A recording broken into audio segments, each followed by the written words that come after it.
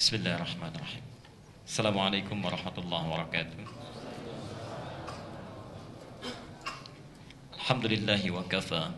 Wassalatu wassalamu ala rasulillahil mustafa wa ala alihi wa sahbihi wa man wafa. Amma ba'du fa ya ibadallah, usi nafsi wa iyyakum bi taqwallahi faqad faza al-muttaqun fala tamutunna illa wa antum muslimun. Faqala ta'ala ya ayyuhalladzina amanu taqullaha haqqa tuqatih wa la tamutunna illa wa antum muslimun. Faqala ya ayyuhan nasu ittaqu rabbakum alladzi khalaqakum min nafsin wahidah wa khalaqa minha zawjaha wa batha minhuma rijalan katsiran wa nisaa'a wattaqullaha alladzi tasaaluna bihi wal arham innallaha kana 'alaikum raqiba.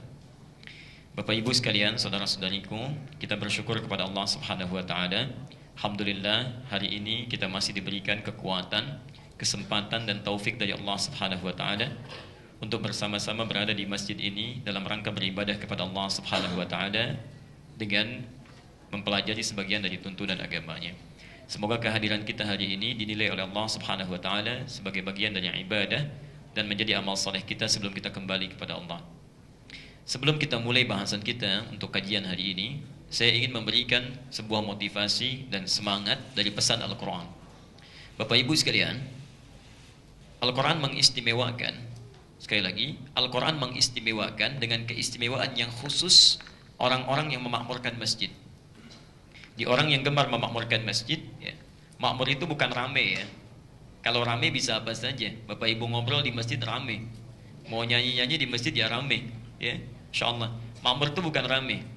Makmur itu diantaranya adalah melahirkan kegiatan yang bermanfaat. Ya, sekali lagi, bermanfaat. Jadi kalau ke masjid itu bicaranya bermanfaat, ya, aktivitasnya bermanfaat, sekaligus mengingatkan kita dengan Allah Subhanahu wa taala. Nah, pemakmur masjid itu diistimewakan oleh Quran dan dibatasi. Quran surah ke-9 At-Taubah ayat ke-18. Perhatikan kalimatnya. Innama ya'muru masajidallah. Innama ya'muru masajidallah. Kalau ada kata innama dalam Al-Quran ataupun hadis, ya, itu disebut dengan adatul hasri, huruf yang membatasi, dibatasi hukumnya, ya, dibatasi hukumnya. Cara menerjemahkannya, terjemahkan dulu konteksnya, baru batasnya. Contoh, saya lompat sebentar. Bapak Ibu, kalau yang berhak menerima zakat itu mustahiknya ada berapa? 8. Boleh nggak lebih dari 8? Kenapa? Karena ayatnya dibatasi dengan innama. At-Taubah ayat 60.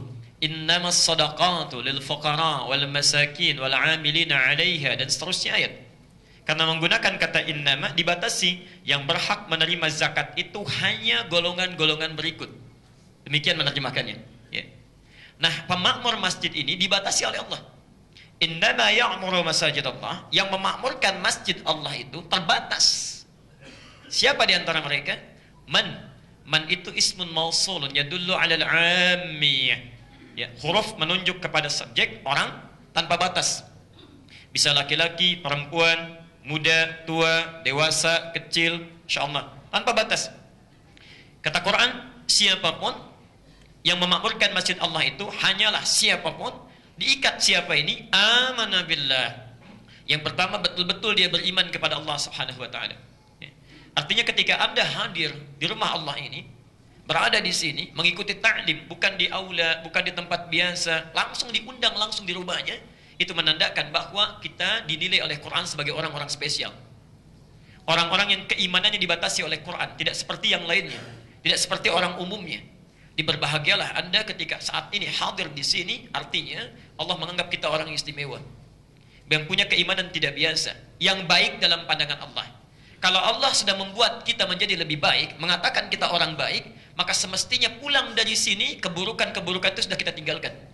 Ya. Maka buktikan kepada Allah tidak keliru kita berada di sini. Ya. Anda disebut man amana billah, orang baik yang imannya itu istimewa. Kita sebelum hadir di sini, sebelum ikut ta'lim, Anda punya kebiasaan, lisan terlalu tajam, kadang mencela orang. Ketika Allah menyebut kita orang baik, artinya dihadapkan ke sini, Allah menginginkan sifat-sifat itu hilang dari dalam diri kita. Yang punya kebiasaan mencela cukup selesai, ya. Yang punya kebiasaan, maaf, telinganya sering mendengar, tidak punya filter. Yang baik, yang buruk masuk. Ketika diundang hari ini, Allah menginginkan telinga kita menjadi baik. Keluar dari sini yang buruk tinggalkan. Ya. Maaf, masuk lagi misalnya dari lisan, dari telinga ke mata. Sebelum hadir ke sini semua dilihat. Masya Allah. Keluar dari sini, Allah menginginkan kita menjadi orang yang baik. Allah Al-Basir, Maha mengawasi. Takut kalau kita memandang sesuatu Allah tidak rela. Takut kalau kita mengatakan sesuatu As-Sami', Allah mendengar tidak suka. Takut kalau kita melangkah, Allah mengawasi, melihat, Allah tidak rela dengan langkah kita. Karena itu bertakwalah kepada Allah saat kita diundang ke sini. Nah, undangan ta'lim itu bahkan diikat oleh hadis Nabi. Diikat oleh hadis Nabi. Perhatikan kalimatnya. Saya sering sampaikan ini. Man yuridillahu bihi khaira yufaqqihhu fid din. Ya. Man yuridillahu bihi khaira, siapapun yang diinginkan oleh Allah berubah menjadi orang baik, yufaqqihhu fid din, maka dia akan dipahamkan mengenai urusan agamanya. Akan didorong untuk mau belajar agama, ya. Jadi kalau ada di antara kita hadir sekarang, maaf, harta bendanya bertambah, mobil bertambah, rumah meluas, tapi tidak mengerti tentang agamanya. Tidak paham mana halal, mana haram. Tidak mengerti mana yang baik dengan yang benar. Sudah puluhan tahun sholat, tidak paham apa yang dibaca dalam sholatnya. Itu kata Quran. Kebanyakan orang sholat tidak mengerti, tidak paham apa yang dibaca dan dilakukan dalam sholatnya. Coba cek sampai sholat duha tadi. Kita sudah ribuan kali rokok, pahamkah apa yang kita baca? Ribuan kali sujud, mengertikah apa yang kita lakukan? Bagaimana sholat kita bisa khusyuk kalau kita tidak paham apa yang kita lakukan? Tidak mengerti yang kita baca. InsyaAllah. Jadi tanda bertambah materi, meningkat kedudukan, itu tidak harus menjadi tanda kebaikan kalau saat yang bersamaan tidak mengerti tentang agama kita. Tapi berbahagialah bila Anda diberikan nikmat materi saat yang bersamaan, punya dorongan, ditanamkan oleh Allah, dirangkul belajar agama. Pada saat itulah Allah menginginkan kita berubah menjadi orang baik yang sesungguhnya. Saat kita berada di sini, sementara saudara kita barangkali sedang berolahraga, sedang tamasya dan sebagainya, itu artinya saat ini kita semua diinginkan oleh Allah dan Rasul yang menjadi orang-orang baik dalam pandangannya. Kalau Anda sudah dihadirkan, didudukan, datang, belum juga tersentuh untuk berubah, lisan masih terbiasa berbuat buruk, telinga mendengar yang salah, mata menatap pada yang dilarang, dengan cara apa lagi Allah mesti memaksa kita untuk berubah jadi orang baik? Maka bertakwalah kepada Allah, tangisi kesalahan kita, tangisi dosa kita, keluar dari sini sudah cukup. Hentikan semua ketidakbaikan itu, berubah menjadi hamba yang dalam pandangan Allah dan Rasul yang mendapatkan ridha kebaikan. Ini bagian yang pertama. Yang kedua, alhamdulillah kita sekarang sudah masuk di bulan Dzulqa'dah, ya. Tanggal 8 sekarang, ya. 8 Dzulqa'dah. Ingat, bukan Dzulqa'dah, bukan Dzulqa'dah, apalagi Dzulqa'dah. Itu tidak ada. Oke? Jadi bukan Dzulqa'dah, bukan Dzulqa'dah, apalagi Dzulqa'dah. Yang tepat Dzulqa'dah. Ya. Yang masih mungkin Dzulqa'dah atau Dzulqa'dah. Ya. Tapi yang lebih tepat Dzulqa'dah. Saya mohon izin, boleh menulis? Sebelah kanan atau kiri? Baik. Kitab yang diterima di akhirat itu yang paling bagus, yang diterima di tangan kanan. Maka di kanan saya dulu, ya.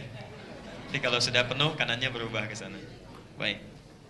Mumpung ada ketua DKM-nya, ya. Bulan depan harus ada papan tulis yang ada di tengah supaya nggak ke kanan, nggak ke kiri. Tapi alhamdulillah kalau Ramadan ada, ya. Setelah Ramadan kembali ke fitrah.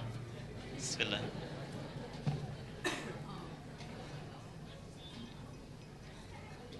Yang di belakang kelihatan? Oh, kurang. Kelihatan? Baik. Kelihatan, ya? Alhamdulillah. Don. Udah. Mohon dibaca. Nah, tulisan ini kalau belum diharakati bisa punya dua kemungkinan. Bisa dibaca Dzulqa'dah, bisa dibaca Dzulqa'dah. Oke. Kita bisa baca Dzulqa'dah, bisa dibaca Dzulqa'dah. Nah, keduanya ada bedanya. Kalau kita baca Dzulqa'dah, itu namanya dalam bahasa Arab ismun marrah, ya, kata yang menunjuk pada peristiwa seketika, cepat. Qa'dah itu duduk. Kalau kita sebut Dzulqa'dah, artinya yang duduk dengan cepat. Barusan saya duduk, kemudian bangun lagi, itu Qa'dah. Jelas sampai sini?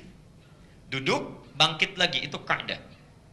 Tapi kalau kita turunkan menjadi Qi'dah, itu artinya duduk santai. Duduk sambil minum dulu, diskusi, ngobrol, itu Qi'dah, ya. Di kalau Qa'dah duduk cepat, duduk, saya berdiri lagi, itu Qa'dah. Kalau kemudian saya duduk sambil kemudian misal minum teh dulu, ngobrol dengan kawan, baca SMS, itu namanya apa? Qi'dah, Dzul Qi'dah. Nah, bulan ke-11 ini disebut dengan Dzul Qi'dah, bukan Qa'dah. Kenapa namanya Qi'dah? Ini yang penting kita tahu. Dulu kebiasaan orang-orang Arab, termasuk yang di Mekah dan sekitarnya, itu senang merantau untuk berdagang.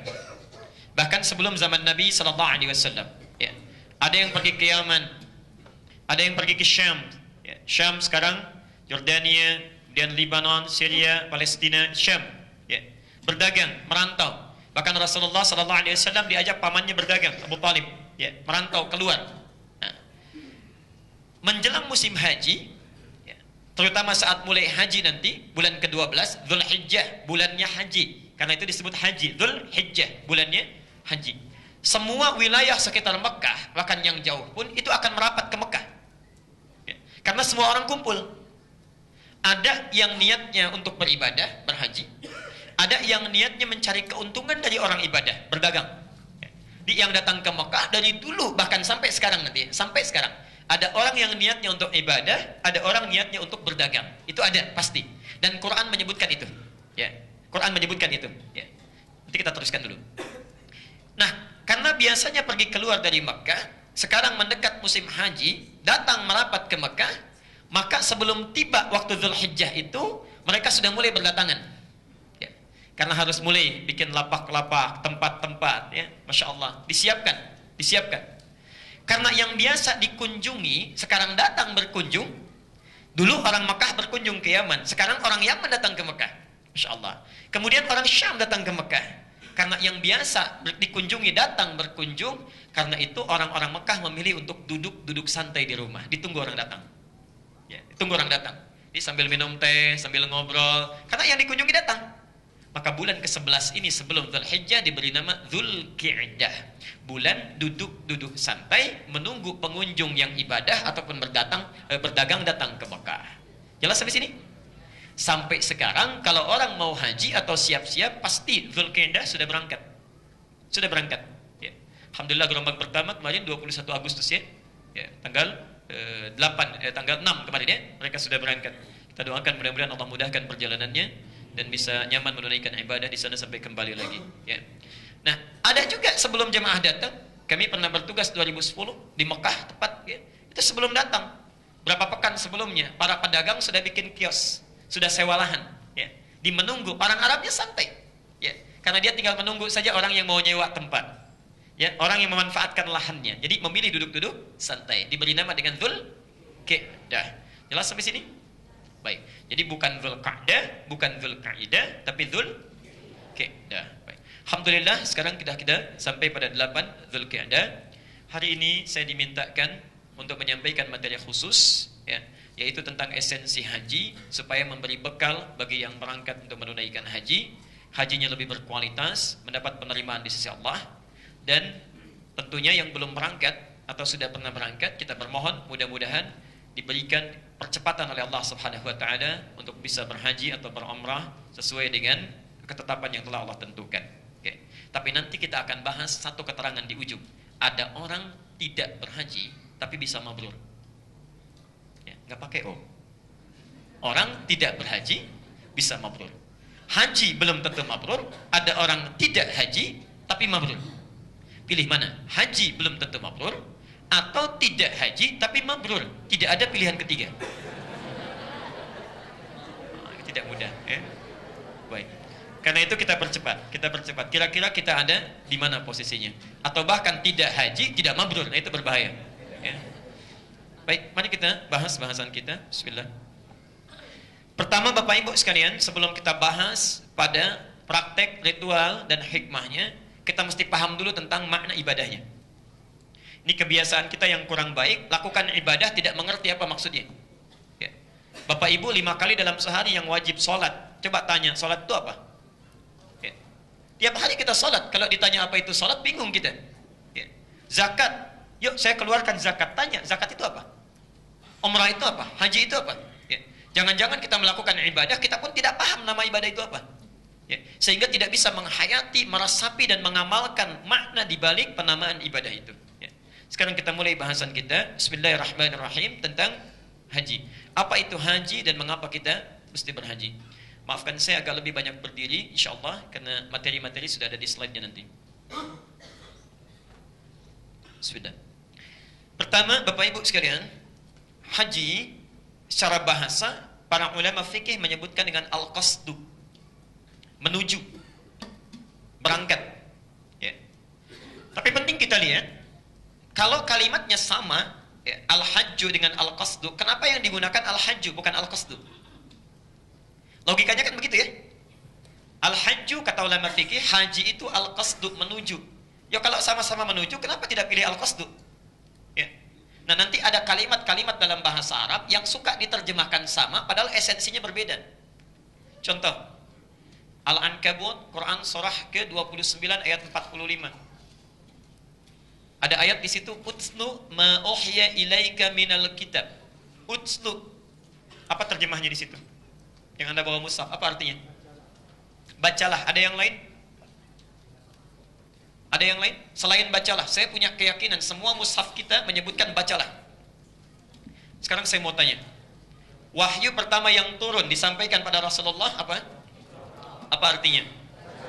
Kok bisa dua kata diterjemahkan dengan terjemah yang sama? Oke.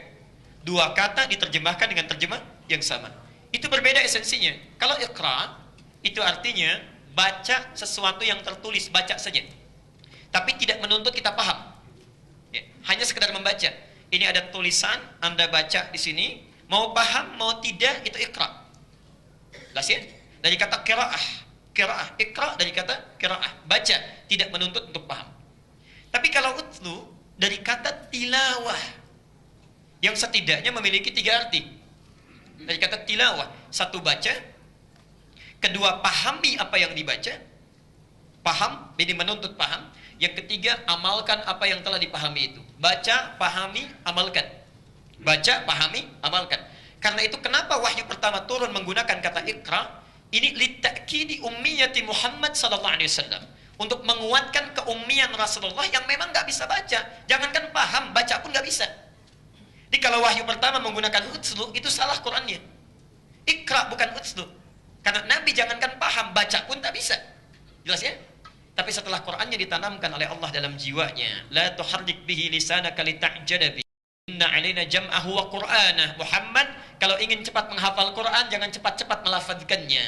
Quran kami tanamkan dalam jiwamu. Fa idza qara'nahu fattabi' Qur'anah. Cukup ikuti bacaan Jibril dengan penuh ketenangan, di situ disampaikan Quran dalam dadamu. Setelah Qurannya mantap dalam jiwanya, ada perintah untuk ibadah, berubah kalimatnya menjadi tilawah, utslu. Perhatikan, saat turun perintah salat tidak menggunakan kata iqra. Perhatikan kalimatnya, utslu ma uhya ilaika minal kitab wa aqimis shalah. Sebelum Anda salat, baca dulu, pahami dulu gerakan-gerakan, bacaan-bacaan yang akan kita lakukan dalam salat. Setelah paham bacaannya, mengerti yang kita baca, paham yang dilakukan, wa aqimis shalah, baru tunaikan salat itu. Innas salata tanha 'anil fahsya'i wal munkar. Salat yang dipahami bacaan dan gerakannya itu yang akan menjadikan kita orang baik. Ya, jelas ya? Karena itu orang tua kita dari dulu itu selalu mengarahkan pada tilawah. Iqra, qiraah, orangnya disebut qari. Bukankah kalau ada acara-acara itu ada qarinya, di sampingnya sari tilawah menerjemahkan supaya paham, ya. Barangkali yang pertama menerjemahkan namanya Sari Busari, makanya Sari Tilawah, ya. Qari, Sari Tilawah. Kalau Pak Kamil mungkin Kamil Tilawah, ya. Sari Tilawah nggak ada dalam bahasa Arab, yang ada tilawah. Ya, tilawah nggak pakai sari. Ya, baik. Nah, sekarang kita kembalikan apa itu haji. Kenapa tidak dinamakan ibadahnya qasdun tapi haji? Karena haji itu bukan sekedar menuju. Haji itu menuju pada satu keadaan atau tempat yang sangat dibutuhkan. Ya. Jadi kalau kita punya satu kebutuhan sangat kita inginkan, kebutuhannya disebut dengan hajah, hajat. Ya. Sudah jadi bahasa Indonesia, hajat hidup orang banyak. Hajat itu kebutuhan yang sangat kita perlukan. Baju ini hajat kita, ya, pakaian hajat kita, rumah hajat kita. Kalau kita menginginkan itu, kita ingin tuju, itu namanya haji prosesnya. Jelas sampai sini? Nah, perhatikan, kenapa dinamakan dengan haji? Ya, karena haji itu memberikan isyarat menuju pada satu keadaan atau tempat yang sangat dibutuhkan oleh setiap insan. Setiap manusia butuh itu. Apa yang paling dibutuhkan itu? Saya agak percepat. Ini. Setiap orang menginginkan sukses di dunia, bahagia di akhirat. Saya ulang. Setiap orang dalam hidupnya pasti menginginkan sukses di dunia, bahagia di akhirat. Saya mau tanya, siapa ingin yang sukses di dunia? Boleh angkat tangan? Kayak sukses. Tapi sengsara di akhirat? Tidak. Siapa yang ingin bahagia di akhirat, dapat surga paling tinggi dengan Nabi lagi? Siapa? Boleh angkat tangan? Alhamdulillah. Tapi miskin di dunia? Tidak mau juga. Baik. Yang ketiga. Ya, yang ketiga. Siapa yang menginginkan? Tuh, belum disebut sudah ngacung. Sukses dunia, bahagia akhirat.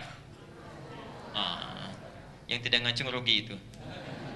Lihat, semuanya ingin. Karena itu setiap orang yang haji, setelah haji itu kalimat Qur'annya ditutup dengan harapan haji. Al-Baqarah 201 itu yang kita mohonkan. Rabbana atina fid dunya wa fil akhirati wa qina. Itu kan ayat penutup haji. Ayat penutup haji. Dari 196 sampai dengan 201-nya ditutup dengan doa. 203-nya kembali kepada Mina. 201-nya. Bahkan saking pentingnya itu, bukankah setiap tawaf dari Rukun Yamani sampai ke Hajar Aswad apa yang dibaca? Rabbana atina fid dunya hasanah wa fil akhirati hasanah. Jadi puncak keinginan manusia itu bahagia di dunia, sukses di akhirat. Ya. Itu poinnya. Ya. Dan karena itulah juga bahkan ada orang-orang yang belum sempat berhaji dalam hidupnya diberi jalan oleh Allah saking adilnya, saking adilnya. Kamu barangkali kalau haji tidak kuat, terlalu capek, terlalu lelah, mungkin nanti ria. Diberikan satu amalan-amalan yang bisa bahagia dunia pun demikian sukses di akhirat. Karena itu doa ini tidak hanya dibaca orang yang haji, yang tidak haji pun seringkali membacakannya. Demikian ya? Dikenal dengan doa apa? Doa yang lain tidak dibaca, dua lagi. Kan ada 3 itu. Satu sapu jagat. Kedua sapu nggak ada jagatnya. Ketiga jagat nggak ada sapunya. Sapu nggak ada jagatnya itu doa tobat. Sapu dosa kita, bersihkan dan sebagainya. Banyak doa tobat. Rabbana zalamna anfusana wa illam.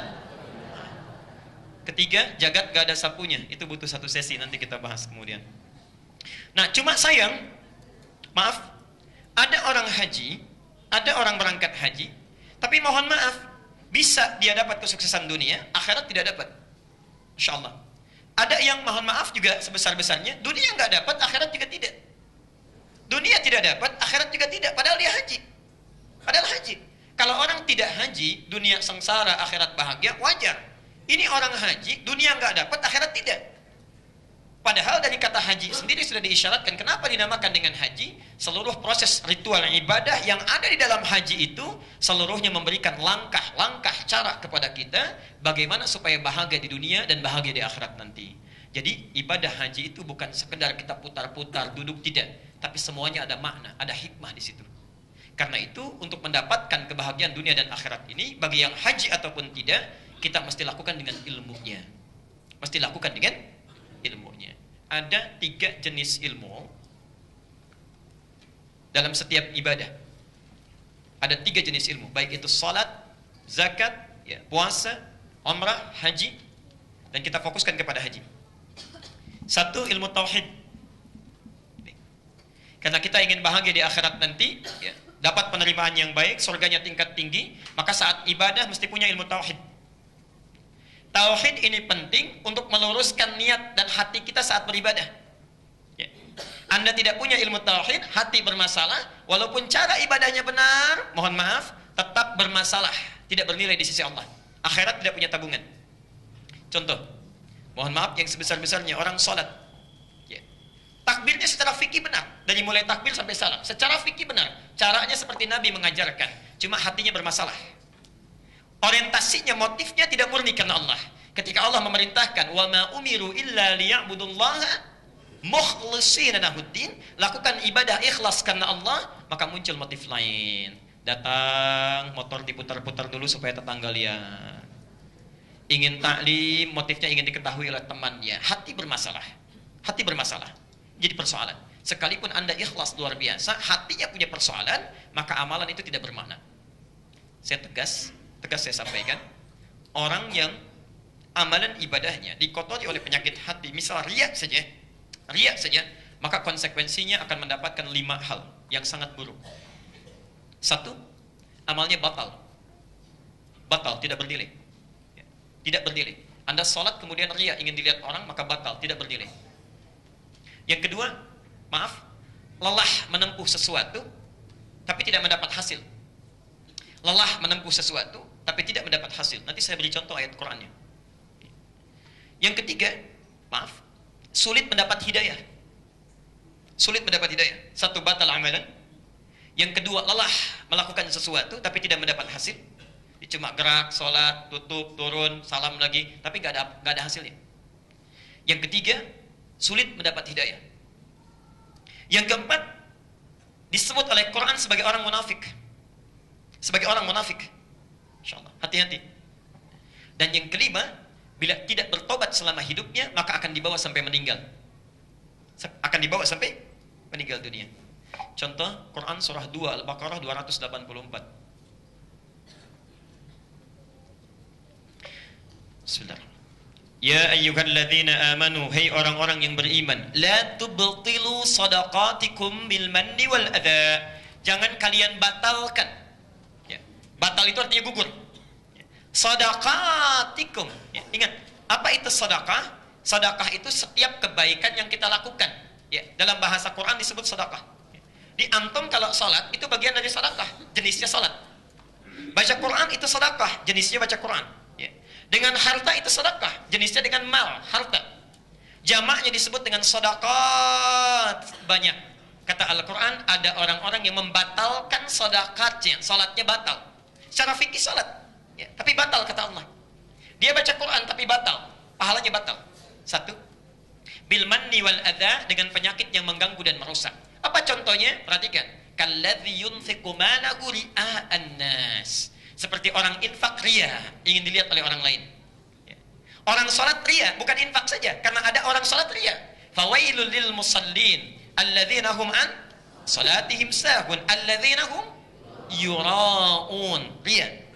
Sholat ria, infak ria, mau haji ria. Ada yang begitu? Ada, tidak sedikit. Bahkan belum haji sudah ria. Orang dikumpulkan, udah kumpul banyak, satu RT, satu RW, niatnya baik, minta support, doa, minta maaf. Bapak Ibu sekalian, kami akan berangkat haji dan mohon doakan supaya perjalanan lancar, baik, tidak ada kendala. Ini undangan yang sangat bermakna. Paragraf pertama nyaman. Paragraf kedua, ya mungkin di tempat ini, RW ini kami orang pertama yang berhaji. Ya. Pak RW juga belum dapat undangan Pak ya. Mudah-mudahan Bapak dapat hidayah nanti. Ya kami doakan di sana. Tuh belum apa-apa sudah muncul persoalan. Ini belum berangkat sudah dia bermasalah. Ya, bermasalah. Itu batal. Belum apa-apa sudah batal. Belum berangkat. Ya. Perhatikan. La tubtilu shadaqatikum bil manni wal adha kalladzi yunfiqu malahu ria'an nas famathaluhu kamathali safwanin 'alaihi turabun fa asabahu wabilun fatarakahu salda la yaqdiruna 'ala syai'in mimma kasabu. Orang seperti ini kata Al-Qur'an itu cuma orang lelah menenun sesuatu, capek berusaha tidak dapat apapun. Capek berusaha tidak dapat apapun. Seperti orang naruh pasir di atas batu yang licin, pasirnya menggelinding ke bawah, ditimpa air bah tidak berbekas. Hati-hati dengan riya, hati-hati dengan penyakit hati.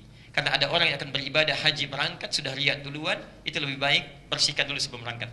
Batal. Batal. Persoalan. Teruskan. Ya. 3 tadi. Wallahu la yahdil qaumal kafirin. Allah tidak akan memberi hidayah pada orang kafir, diserupakan dengan orang kafir. Ya. Bahkan orang kafir yang baik pun itu masih dapat hidayah. Orang kafir yang baik, ada orang kafir senang membantu, senang menolong, memberikan bantuan, itu berpeluang diberi hidayah. Bahkan kita pun memohon kepada Allah, ya ya Allah berikan dia hidayah, ya Allah dia berikan petunjuk, berikan dia petunjuk. Orang Islam ibadah riya, sombong, ingin diketahui, dilihat, sulit. Bahkan kita pun tidak nyaman ketika berpapasan. Hati-hati. Yang keempat disebut munafik. An-Nisa 142.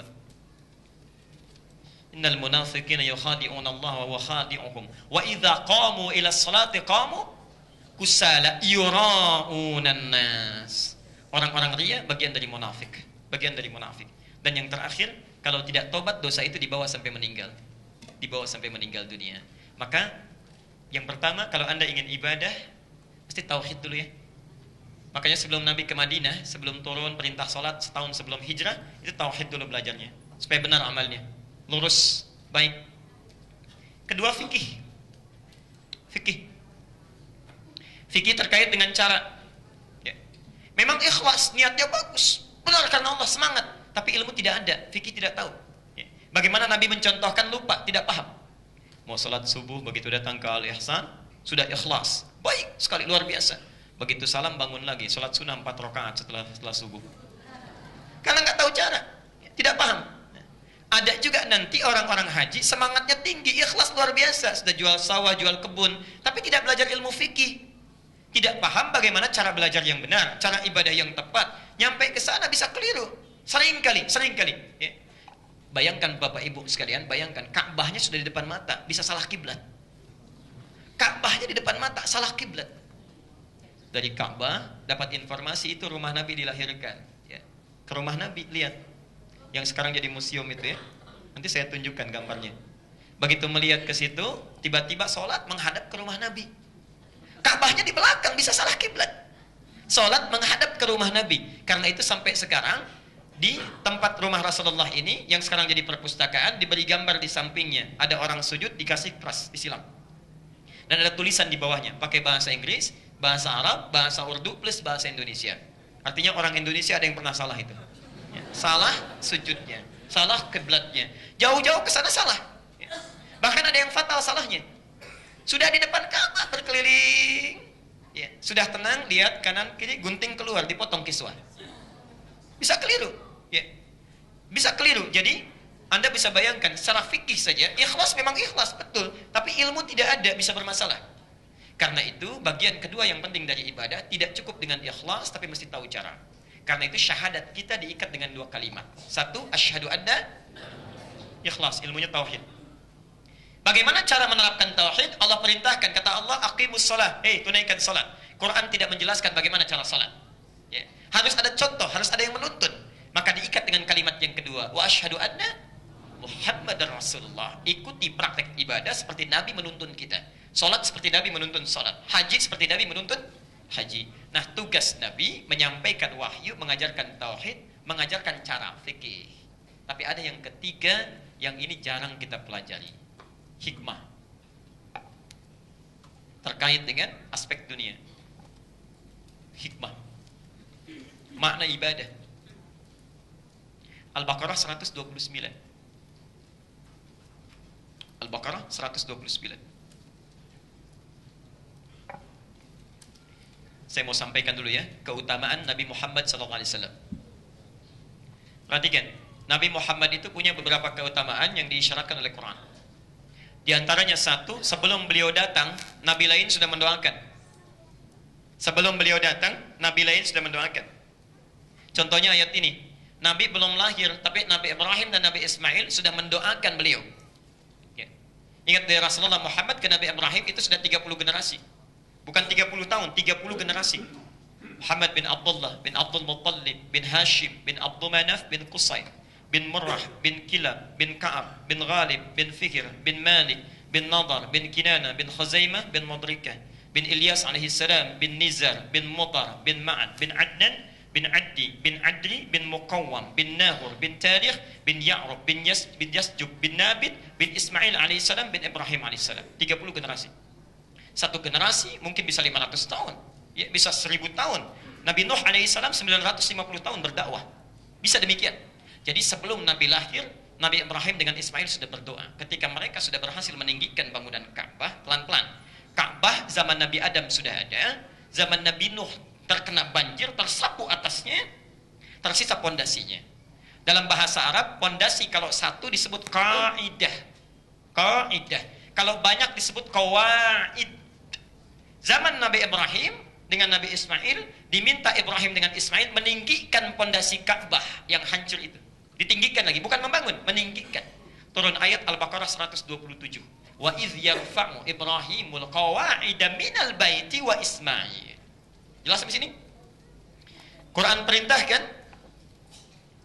untuk meninggikan bangunan Ka'bah. Jadi Ka'bahnya pelan-pelan Nabi Ibrahim mulai akan meninggikan. Langkah pertamanya melangkah di sini. Langkah pijakan pertama untuk melakukan sesuatu disebut dengan maqam. Ya. Pijakan pertama untuk melakukan sesuatu disebut dengan apa? Maqam. Sampai sekarang disebut Maqam Ibrahim.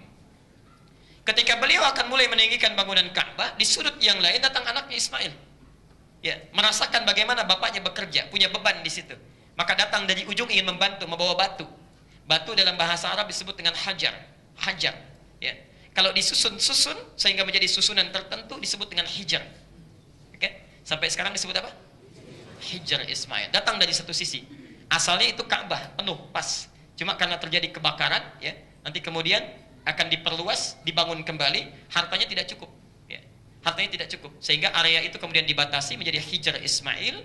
Dan insya Allah hikmahnya bagi kita itu sama, yang sholat di sini sama dengan sholat yang di dalam Ka'bah. Ya. Di orang yang sholat di Hijar Ismail itu sama dengan di dalam Ka'bah. Pelan-pelan sebentar. Selesai membangun ini, keduanya berdoa. Perhatikan doanya. Ayat 129, saya lompat saja langsung. Rabbana wab'ats fihim. Ya Allah, nanti mohon utus seorang rasul dari kalangan mereka, rasulan minhum, tapi dari Mekah saja, sekitar Ka'bah, yang membawa 4 tugas. Perhatikan 4 tugasnya. Nabi diturunkan oleh Allah, dipilih oleh Allah, membawa 4 tugas. Dan 4 tugas ini akan kita lihat pada diri kita, sudah termaksimalkan atau belum. Jangan-jangan baru 1 tugas kita yang benar, baru 2 tugas yang kita lakukan, harus 4. 1, yatslu alaihim ayatika, menyampaikan wahyu. Bentuknya Quran sekarang. Di Nabi itu ketika turun ayat, tidak boleh disembunyikan, langsung sampaikan. Yatslu alaihim ayatika. 2, wa yu'allimuhumul kitab, mengajarkan kandungan Quran lewat hadis. Yu'allim, mengajarkan isinya. Ya. Turun perintah salat, aqimus salah, tunaikan salat, Al-Baqarah 43, wa aqimus salah, tunaikan salat. Kita bertanya pada Quran bagaimana caranya. Tidak disebutkan cara ruku, cara sujud, tidak disebutkan.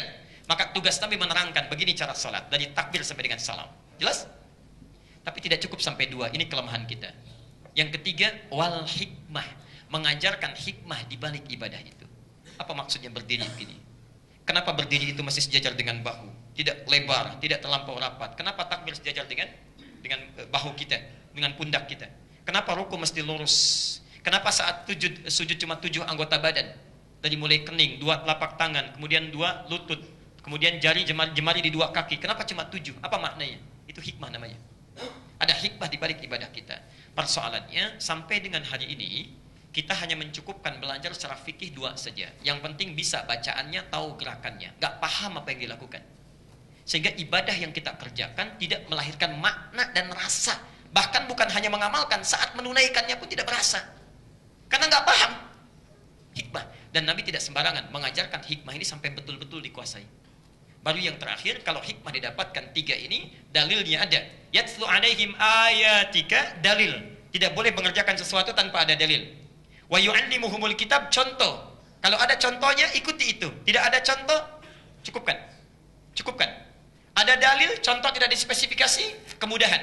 Tapi kalau nggak ada dalil, nggak ada contoh, tidak ada ibadah. Tidak perlu kreatif. Tidak perlu kreatif. Ketiga, hikmah. Apa maknanya? Yang keempat, wa yuzakkihim. Kalau benar 3 hal ini, maka akan melahirkan akhlak. Akhlak. Nah. Kembali ke haji, saya tidak menginginkan ada orang berangkat haji cuma paham, ikhlas berangkat, tahu secara fikih, tapi saat tawaf tidak merasakan dia tawaf. Saat sa'i tidak mengerti sa'i. Saat di Arafah tidak paham apa itu Arafah. Karena itu kita akan belajar menekankan pada yang ketiga ini, kita gabungkan baik ilmu tauhidnya, fikihnya, plus juga ilmu hikmahnya. Pelan-pelan. Harapan kita dengan belajar semua itu bisa Rabbana atina fid dunya hasanah wa fil akhirati hasanah wa qina adzabannar. Karena itu 3 tadi, baik itu ilmu tauhid, yang kedua fikih dan hikmah, disebut oleh Quran sebagai penyempurna sebelum kita berangkat haji. Turun Quran surah kedua Al-Baqarah 196. Wa atimmul hajja wal umrata lillah. Wa atimmul hajja wal umrata lillah. Perhatikan 3 ilmu tadi. Wa atimmu, dan sempurnakanlah. Kalau bahasa Qurannya sempurnakanlah, berarti ada hajinya yang tidak sempurna. Ada umrahnya yang tidak sempurna, mungkin bisa keliru, tidak sempurna. Bukan hanya sempurna, bukan hanya tidak sempurna, bahkan kelebihan. Kelebihan. Nanti Anda bisa lihat ada orang sa'i sampai 14 putaran. Dari Safa ke Marwah dihitung setengah, ya. Kemudian dari Marwah ke Safa baru dihitung satu. Sekarang pun sudah lain gayanya, ya. Begitu turun handphone tangan kanannya, Rabbik firwarham wa'fu wa takarram, ya. Dan langsung terkoneksi itu dengan di negara bagian lain. Itu persoalan. Sudah ria, salah secara fikih, hikmah nggak dapat total tiga-tiganya, ya. Dan tenaga terbuang, biaya juga mahal-mahal, sampai sana tidak berarti. Karena kata Quran sempurnakanlah, berarti ada sesuatu yang tidak sempurna, ya. Ada sesuatu yang tidak sempurna. Untuk itu kita belajar insyaallah bagaimana kita menyiapkan ilmunya dulu sehingga haji kita insyaallah bisa sempurna. Yuk, saya mau cerita dulu pelan-pelan. Haji dimulai dari mana? Boleh angkat tangan yang sudah pernah haji? Baik, haji dimulai dari mana? Aduh, jangan-jangan harus haji lagi ini. Baik, prosesi haji ritualnya nanti, betul, kita mekat dulu, kita niat pakai ihram. Tapi rangkaiannya akan dimulai dari saat wukuf di Arafah. Ini intinya. Al-Hajju Arafah, inti haji ada di mana? Kata Nabi, Arafah, Al-Hajju Arafah. Dalam persiapannya kita mekat dulu, pakai pakaian ihram dulu dan seterusnya, ya. Saya mau langsung ke sini dulu, masalah mekat nanti kita belakangkan. Arafah. Apa itu Arafah? Kalau tidak tahu katakan Allahu a'lam. Apa itu Arafah? Alhamdulillah. Lihat sini. Arafah, ya, sebelum kita tafsirkan apa itu Arafah, kita mesti tahu dulu ada kisah terkait dengan Arafah. Kenapa menjadi Arafah? Ada kisah. Kisah pertama tercantum di Al-Baqarah ayat 35 sampai ayat 38-nya itu. Ada juga di Al-A'raf ayat 19 sampai 25. Ini tentang Adam alaihissalam. Adam alaihissalam setelah tercipta, saya persingkat, kemudian diminta oleh Allah tinggal di surga bersama istrinya. Al-Baqarah 35. Wa qulna ya Adamu uskun anta wa zaujukal jannah. Adam, silahkan kamu tempati surga dengan istrimu. Makan seenaknya, senyamannya, nikmati, enak, nyaman, dekat dengan rahmat Allah. Ya. Di Adam diberikan kenikmatan luar biasa, tinggal di surga dekat dengan rahmat Allah. Syaratnya satu, jangan dekati larangan ini. Jangan dekati fala taqraba hadhihi syajarah wala taqraba hadhihi syajarah. Jangan dekati pohon ini sebagai larangan.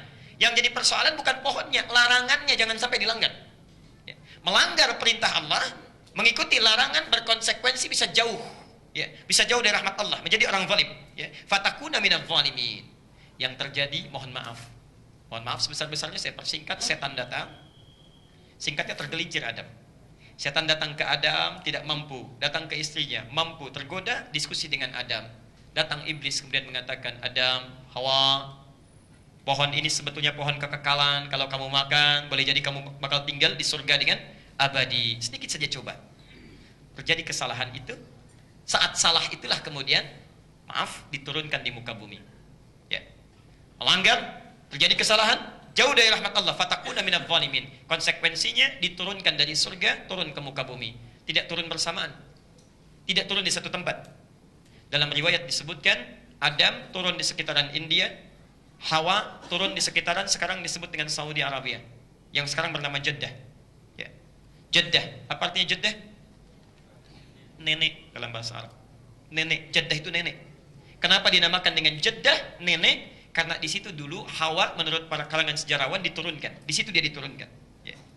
Bapak Ibu nanti kalau mampir ada masjid terapung, ya, disebut masjid terapung di sekitaran Jeddah, sekitar 300 meter. Kalau lurus dari situ ada disebut dengan Maqbarah Hawa, kuburannya Hawa. Ya, kuburan Hawa. Kalau kata ahli sejarah, bukan itu sebetulnya kuburannya. Kuburannya ada di Jabal Qubais. Ya, nanti saya tunjukkan gambarnya. Yang di situ tempat Hawa saat diturunkan, beraktivitas di situ. Disebut dengan Jeddah, nenek. Ya. Asal katanya bukan nenek Jeddah itu. Jeddah itu perhatian yang sangat serius, sungguh-sungguh. Kakek disebut dengan Jaddun, nenek disebut dengan Jeddah. Kenapa disebut Jeddah dan Jaddun? Karena kalau sudah jadi kakek dan nenek, bisa sangat perhatian pada cucunya melebihi anaknya. Sangat serius dengan cucunya melebihi anaknya. Ya. Bapak tidur, anak datang, membangunkan, bisa marah. Cucu datang minta mobil-mobilan, saat itu dibelikan. Jeddah, nenek, Jaddun, kakek. Adam, Hawa. Pelan-pelan. Turun ke muka bumi, lalu saling mencari. Saling mencari, saling mencari.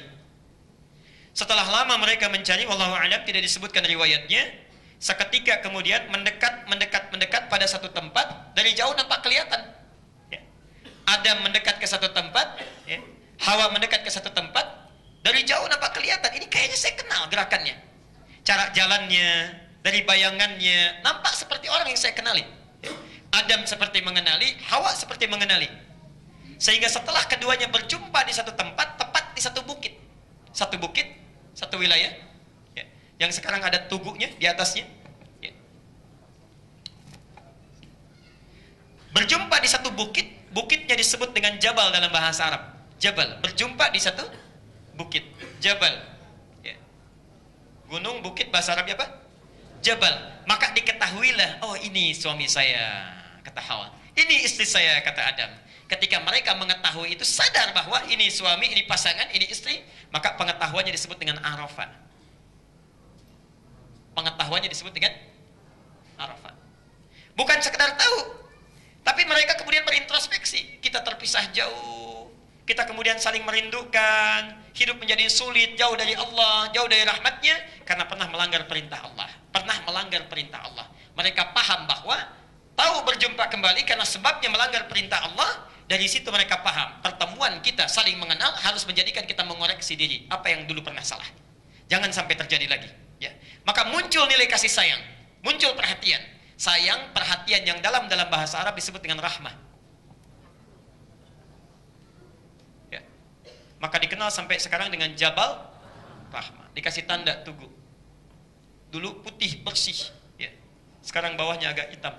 Karena setiap orang ngasih coretan di situ. Macam-macam. Lihat, Arafah pengetahuannya, mulai tahu, oh ini kita saling mengenal, kita bertemu, dan ingat kita ini terpisah karena pernah salah dulu. Ya. Mengetahuinya disebut dengan Arafah, ya. Tempatnya disebut dengan Arafah, pakai tak. Arafah. Saya ulang pelan-pelan. Saling tahu disebut dengan Arafah, ya. Prosesnya disebut Arafah. Tempatnya disebut dengan Arafah. Pengetahuannya disebut dengan Ma'rifah.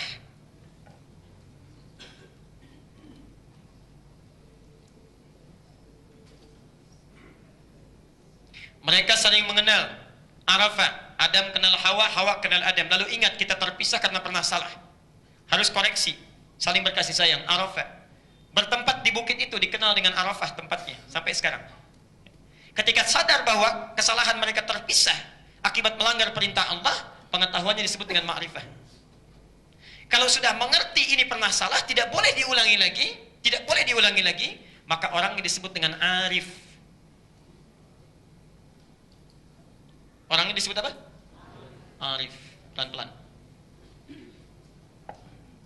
Turun ayat. Sejak Adam mulai berkomitmen itu, ingin memperbaiki diri, tidak boleh terjadi kesalahan yang sama, maka berduanya menjadi arif. Pengetahuannya ma'rifah. Maka turunlah ayat kepada kita menerangkan tentang komitmen mereka itu. Al-A'raf ayat ke-27.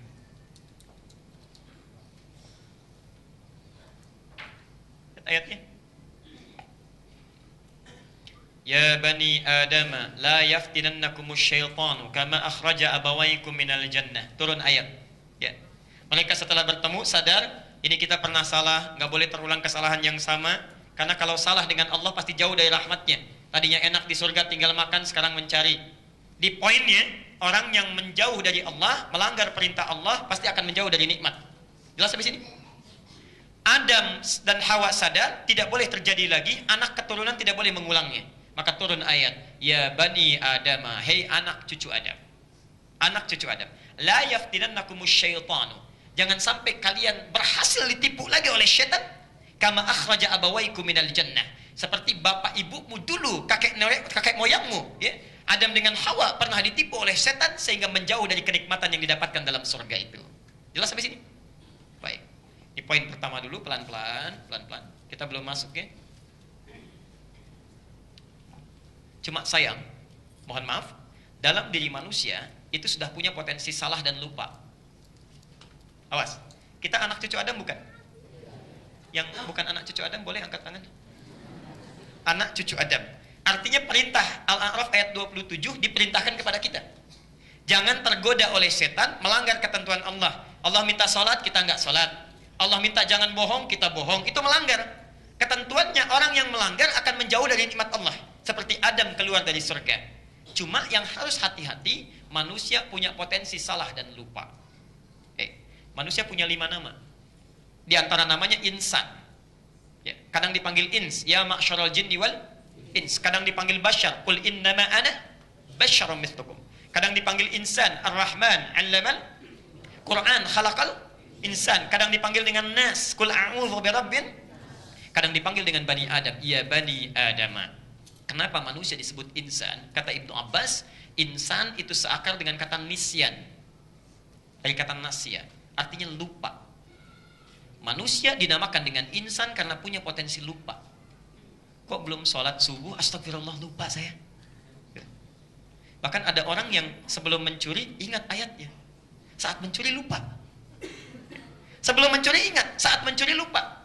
Ada potensi lupa. Jadi insan berakal dari kata nisyan. Akar kata nisyan dan insan itu nasya. Nasya lupa. Orang yang disebut insan, sifatnya disebut dengan nisyan. Yang paling berbahaya, harus hati-hati, makanan pokok kita nasi. Nasya, lupa itu ya. Bisa cepat lupa kita. Terlalu banyak, cepat lupa ya. Saya kembalikan sebentar. Saya kembalikan. Perhatikan, karena manusia punya potensi lupa dan punya potensi salah, direkam oleh Quran. Al-Baqarah 286. Rabbana la tu'akhidna in nasina au. Ya Allah, jangan hukum kami kalau kami pernah lupa melakukan kesalahan atau memang sengaja berbuat salah. Potensi itulah yang dimanfaatkan oleh setan supaya terjerumus untuk melanggar perintah Allah Subhanahu wa taala. Karena itu, tidak ada satupun manusia yang bisa luput dari dosa, dari salah. Saya percepat. Karena kita punya potensi salah, potensi lupa, dan mungkin digoda oleh setan. Sekarang perlu tahu bagaimana caranya kita menangkis godaan setan dan menekan sifat lupa dan salah kita supaya tidak muncul ke permukaan. Ya. Jadi kalau setan datang ingin menggoda kita, dulu pernah datang ke Adam, kan ada tandanya, ada caranya, ada triknya. Kita pelajari itu, bagaimana setan menggoda Adam. Bagaimana kalau dia akan menjauhkan kita dari rahmat Allah, seperti apa caranya. Bagaimana memanfaatkan sifat lupa kita. Saat kita kemudian bertanya, ya Allah bagaimana caranya supaya saya bisa menjauhi setan, bisa melawan setan. Maka di zaman Nabi Ibrahim diturunkanlah cara kemudian, ya, yang kemudian disempurnakan, yang kelak disebut dengan manasik. Baik. Maka turun ketentuan-ketentuan, syariat, aturan-aturan, turun petunjuk Allah, mengajarkan kepada Nabi Ibrahim alaihissalam bagaimana caranya supaya tidak mempan digoda oleh setan. Saat setan datang, Ibrahim bisa lempar. Ya, datang kepada Ibrahim, kalah setan, datang kepada istrinya Hajar, dilontar lagi oleh Hajar. Tidak mempan ke Hajar, datang pada Ismail, dilontar oleh Ismail. Ya. Maka turunlah kemudian satu proses ibadah, satu cara disebut dengan manasik, yang kalau cara itu diikuti, kita bisa menjauh dari setan. Kalau setan sudah bisa kita jauhi, sifat jelek kita sudah bisa kita tekan, maka Masya Allah, mohon maaf, dunia gampang kita raih, akhirat kita dapatkan kebahagiaannya. Nah, manasik itulah yang terkumpul seluruhnya dalam proses ibadah haji. Jadi sebetulnya kalau orang ibadah haji dari mulai di Arafah sampai dengan selesai, dia selesai menunaikan ibadahnya, maka akan terbebas dari sifat buruk dalam dirinya dan bisa menangkis godaan setan. Sekarang mari kita mulai bahasannya dari Arafah. Ya. Ini rumah Nabi yang tadi saya ceritakan. Ini ya, ini langsung kami ambil gambar ya, dengan kamera langsung. Ini rumah Rasulullah. Di atasnya ada matahari terbit ya. Jadi Bapak Ibu sekalian, subhanallah, rumah Nabi itu matahari terbit tepat di atas rumah Nabi. Kalau orang bulan purnama atau tepat berada di porosnya, itu pun di atas rumah Nabi. Jadi siang dengan malam pasti terang rumah Nabi itu. Pasti terang, disinari. Nih, rumah Rasulullah. Ini Jabal Qubais. Ya. Ini Jabal Qubais, yang di atasnya ada istana raja. Ini simbol kebesaran. Jadi kalau ingin mengumumkan peristiwa penting, menyampaikan kebijakan-kebijakan parlemen Quraisy pada saat itu, naik ke gunung ini, disampaikan. Rasulullah menyampaikan proses Isra Mi'raj di sini, di Jabal Qubais. Karena itu sampai sekarang, ini jadi istana raja, karena simbol kebesaran. Di bawahnya ada tiang, kelihatan? Ya, ini ada tiang. Di sampingnya ada tiang kecil di sini. Kelihatan? Kalau kelihatan aneh, saya pun nggak lihat. Agak gelap nih. Ada tiang kecil di sini. Ini rumahnya Abu Jahal. Abu Jahal, ya. Di Abu Jahal di sini rumahnya. Ya. Kemudian ini rumah Rasulullah. Setelah berumah tangga, Rasulullah SAW tinggalnya dengan Sayyidah Khadijah itu di depan pintu Marwah di sebelah sini, ya, sebelah sini. Baik, ini rumah Rasulullah bersama Sayyidah Khadijah. Nanti satu saat kita bisa terangkan di sana. Kalau Anda umrah atau haji, coba cari kegiatan yang bermanfaat ya. Di sekitaran Masjidil Haram itu banyak tempat-tempat yang bisa meningkatkan iman. Tempat ta'lim pertama, rumahnya Arqam bin Abi Arqam di mana, Abbas ada di mana, Maimunah di mana, sekitaran ini. Nanti yang menginap di Hotel Hilton, sampingnya Zamzam, itu rumahnya Abu Bakar di situ. Dulunya rumah Abu Bakar, ya. Makanya disebut Mathaf Museum sampai sekarang, museum. Ya, karena dulu ada rumah Abu Bakar di situ. Ya. Depannya parlemen Quraisy. Jadi kalau mereka rapat, ada apa-apa di situ, di depan Hotel Hilton itu. Ya. Saya tuliskan dulu. Pelan-pelan. Nah, ini rumah Rasulullah. Saya tidak tahu di sini terang ya, kenapa ke sini gelap. Rumah Rasulullah. Baik. Yuk kita masuk ke Arafah. Jadi Arafah, kembalikan dulu. Arafah. Saat kita mulai haji, datang ke Arafah, ya. Kembali ke kisah Adam tadi. Saat Adam dengan Hawa bertemu, kemudian mereka ingat, bukan sekedar tahu ini Hawa ini ada, bukan, tapi juga mengetahui penyebab kenapa mereka terpisah. Pernah berbuat salah, pernah lupa sehingga terjauh dari rahmat Allah. Nah, kita manusia sudah diajarkan oleh Allah bagaimana menjauhi setan, bagaimana menjauhi sifat-sifat yang tidak baik, menekan nafsu. Tapi yang namanya manusia dalam prosesnya tetap saja salah, tetap saja berbuat dosa, bahkan sampai hari ini. Saya mau tanya pada Bapak Ibu sekalian, silahkan yang tidak punya dosa boleh angkat tangan. Yang dosanya sedikit boleh, yang banyak boleh angkat tangan. Anda tidak banyak mengangkat karena saking banyaknya, sulit kita angkat, ya. Dosa terkumpul. Karena itulah tiba satu masa diminta kita oleh Allah Subhanahu wa Ta'ala untuk mengingat dosa kita, mengenal siapa kita, mengenal kekurangan kita. Bukan sekedar tahu siapa kita, bukan, tapi tahu apa yang pernah salah kita, ya. Apa yang keliru. Sebelum pulang menuju Allah harus dibebaskan dulu dari dosa, dihapuskan seluruhnya. Kenali dirimu apa yang salah. Maka Masya Allah saat haji itulah diundang dia, dikumpulkan di satu tempat yang mengingatkan prosesi Adam pernah melakukan itu dengan Hawa. Adam pernah bertemu dengan Hawa di tempat itu, mengingat kesalahan-kesalahannya. Ini tidak boleh terjadi lagi. Kita dalam hidup barangkali perputaran hidup kita melahirkan kesalahan-kesalahan yang harus kita evaluasi. Dikumpulkanlah kemudian kita di satu tempat saat memulai haji. Dinamakan apa tempatnya? Arafah. Apa yang kita lakukan di situ? Wukuf. Wukuf. Apa artinya wukuf? Sekali lagi, apa artinya wukuf? Berdiam. Mulai sekarang kita buat aturan. Kalau tidak tahu katakan Allahu a'lam. Apa artinya wukuf? Baik. Wukuf itu bukan diam. Bukan sekedar diam. Karena kalau cuma diam tanpa ekspresi, itu namanya sakat. Sakata, diam. Tidak ada pergerakan, diam saja. Tapi kalau kita diam sambil berpikir, sambil merenung, sambil beraktivitas yang wajar, itu namanya waqafa, wukuf. Makanya terminal disebut dengan mauqif sayyarah, tempat kita diam. Bukan diam biasa, bukan, tapi sambil melihat mobil mana yang tepat mengangkut kita. Siapa yang lewat, siapa yang diam. Kita saat masuk ke Arafah diminta untuk wukuf, bukan sekedar diam, tapi diam merenungkan. Diam memikirkan. Apa yang kita pikirkan? Ini Arafah. Seperti Adam dengan Hawa bertemu kemudian diam, menanamkan kasih sayang, lantas merenungkan dulu pernah salah. Maka saat Anda wukuf yang pertama dilakukan, kenapa disebut Arafah? Kenali apa kekurangan dan kesalahan yang telah melekat pada diri kita, sampai kita datang ke sana. Singkatnya, sebelum Anda wukuf ke Arafah, kalau Anda mau haji, ya, yang terbaik coba catat dulu kekurangan diri kita. Lihat dulu, saya punya kekurangan apa, sifat-sifat jelek apa, kenali diri kita. Pengenalannya disebut dengan Arafah. Tempatnya Arafah.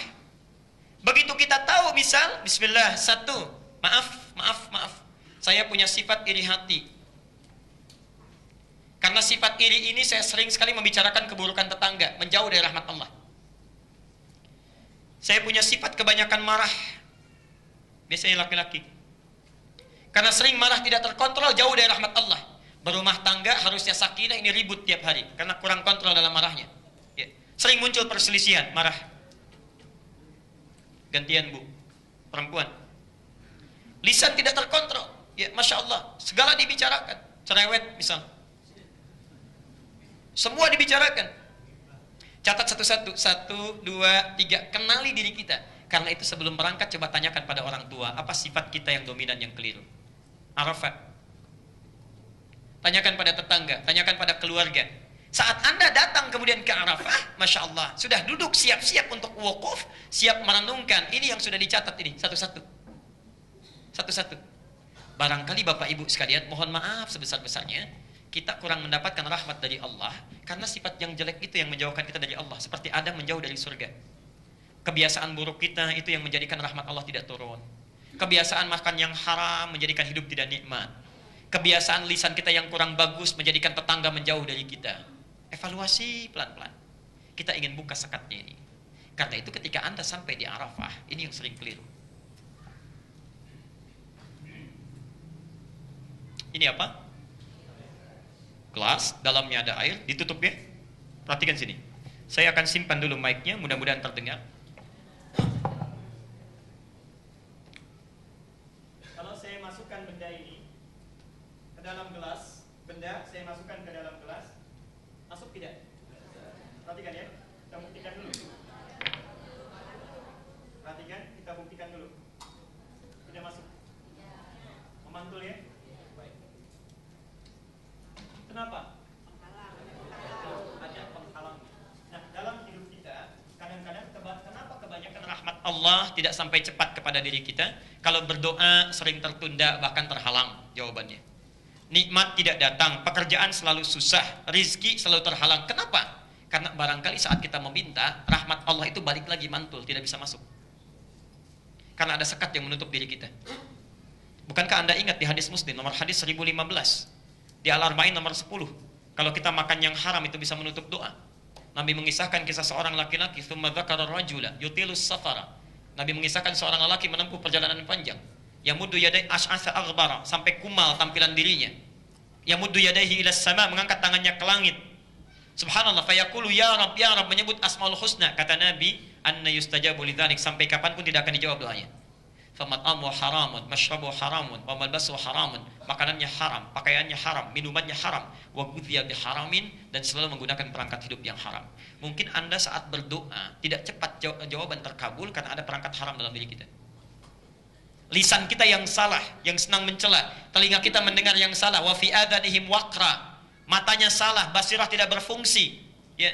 Karena itu yang menjauhkan kita dari rahmat. Pekerjaan susah, di kantor sukses, di rumah bermasalah. Di rumah tenang, di kantor persoalan. Apa yang salah? Mungkin ada penutup dalam jiwa kita yang harus dibuka dulu. Kadang-kadang orang sampai ke Arafah lupa. Sudah mendengar khutbah Arafah, sholat, langsung berdoa, sekatnya belum dibuka. Ya. Anda doa sekencang apapun, kalau tidak dibuka sekatnya, maka tidak akan masuk doa kita, permohonan kita. Karena itu yang harus Anda lakukan adalah kenali dulu apa sekat yang menutupi kita selama ini, sifat-sifat jelek kita. Karena itu saat sampai Anda di Arafah, kita sudah kenali ini, rinci satu-satu, maka dari itu buka dulu sekatnya. Buka dengan taubat. Ingat ini, sifat iri hati kita. Saat kita ingat-ingat sebelum berdoa, sebelum minta sesuatu, buka dulu sekatnya. Taubat dulu, lepaskan dulu. Ingatlah sifat iri hati itu yang membuat tetangga murka dengan kita, tidak mau bergaul, teman sekantor sampai pindah, kerabat sampai menangis. Bayangkan mereka minta ampunan pada Allah, buka sekatnya. Sifat marah-marah kita, jangankan pada orang lain, pada orang tua masih diteriaki juga. Bayangkan ibu yang menangis karena kita, ayah yang bersedih karena kita, anak-anak yang takut melihat wajah kita. Saking sifat marah tidak bisa kita kontrol. Bayangkan, buka sekatnya, itu barangkali yang menjauhkan kita dari rahmat. Buka, buka. Kalau sudah dibuka bisa masuk? Bisa. Tapi masuknya ini belum tentu bagus. Ayo, kalau misalnya di dalam ada kopi, saya tuangkan air jadi apa? Warnanya apa? Hitam. Kalau coklat, saya tuangkan air jadi apa? Coklat. Tidak bening lagi. Karena itu bukan sekedar dibuka, kita harus bertekad keluarkan sifat-sifat jelek di dalam diri kita. Kosongkan dulu. Kosongkan dulu. Yang paling berbahaya kalau sudah padat. Kalau sudah padat, sekatnya dibuka tapi isinya padat. Anda mesti keluarkan dulu. Jadi bukan sekedar ditangisi, disadari, ya Allah, saya mengakui pernah berbuat salah, itu baru membuka. Anda harus sesali dan berjanji tidak mengulanginya lagi. Keluarkan isi apa dalam hati kita. Keluarkan. Allah. Kalau sudah dikeluarkan, kosong tidak? Kosong, maka mudah diisi dengan yang lain. Baru isi berdoa, baru minta. Ini bukan apa-apa Anda langsung meminta, kosongkan dulu isi kita. Dari yang buruk-buruk. Setelah kita kosongkan seluruhnya, kita kemudian meminta, hati-hati. Itu belum selesai. Kalau sudah terisi yang baik, yang tadi kosong bisa balik lagi tidak? Bisa saja. Sudah baik iri hati, pulang bisa iri lagi. Ya, apalagi saat berdoa pun bisa iri. Saat berdoa, lihat temannya kok tendanya bagus, saya kepanasan, bisa iri. Ya Allah, kok bisa ya sana tendanya enak. Bisa muncul lagi, jadi bisa datang seketika. Karena itu Anda mesti mencari sebab. Ini kenapa? Apa sebabnya yang menyebabkan saya bisa iri hati? Padahal saat dilahirkan saya nggak pernah iri. Coba lihat, saat bayi dilahirkan nggak ada yang iri hati. Mama, kenapa mama melahirkan saya keadaannya sulit begini? Nggak ada. Sama semua nangis ya nangis. Nggak ada bayi terlahir marah, tidak ada. Semua manusia terlahir dengan keadaan yang sangat lembut. Saking lembutnya disebut oleh Quran dengan ins. Dipasangkan dengan jin. Terulang 18 kali dalam Al-Quran. Ya ma'syaral jinni wal. Nah, jin itu maknanya berlawanan dengan ins. Berlawanan. Sifat manusia beda dengan jin. Contoh, jin kenapa dinamakan dengan jin? Punya dua sifat. Satu, tersembunyi. Jin itu kalau ada jim dengan nun artinya tidak tampak, tersembunyi. Jannah itu tidak tampak. Ya. Karena itu jin kenapa disebut jin? Karena dia tidak tampak, tersembunyi. Jadi kalau ada jin melakukan penampakan, itu jin tidak ada kerjaan. Karena sifat jin itu tersembunyi. Dan lebih tidak ada kerjaannya manusia yang mencari-cari penampakan jin. Itu sangat tidak ada kerjaan. Bukan dunianya. Ya bukan pekerjaannya. Karena itu manusia dibedakan dengan jin, namanya ins. Ins itu dari kata al-unsu, yang nampak, kelihatan. Wujudnya kelihatan. Jadi nggak ada manusia yang tersembunyi. Maaf, kalau ada bapak pulang ke rumah, bu, sembunyi-sembunyi. Ke kantor sembunyi-sembunyi. Ke masjid sembunyi-sembunyi. Itu pasti, ya, saya tidak mengatakan jin. Ya. Itu pasti bermasalah. Karena menyalahi fitrah. Pasti bermasalah itu. Saya tidak katakan mirip dengan jin, tidak. Pasti bermasalah. Ya pasti, karena hati kecilnya tidak bisa mengakui itu. Sesuatu yang disembunyikan hati kita pasti menolak itu. Pasti itu ya. Karena manusia tampak, jin tersembunyi. Yang kedua, ya rahmatullah. Yang kedua, jin kenapa disebut jin? Karena punya bawaan kasar. Tidak lembut. Kasar. Kata-katanya kasar. Perilakunya kasar. Karena itu tidak ditampakkan pada kita.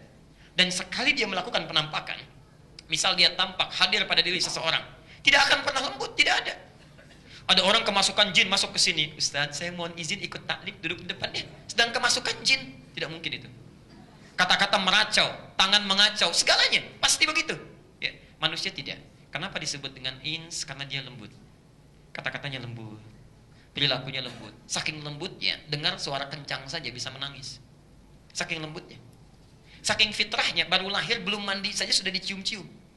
Ya, yang jadi persoalan, kenapa saat tumbuh kok lisannya jadi kasar? Apa yang salah? Ya.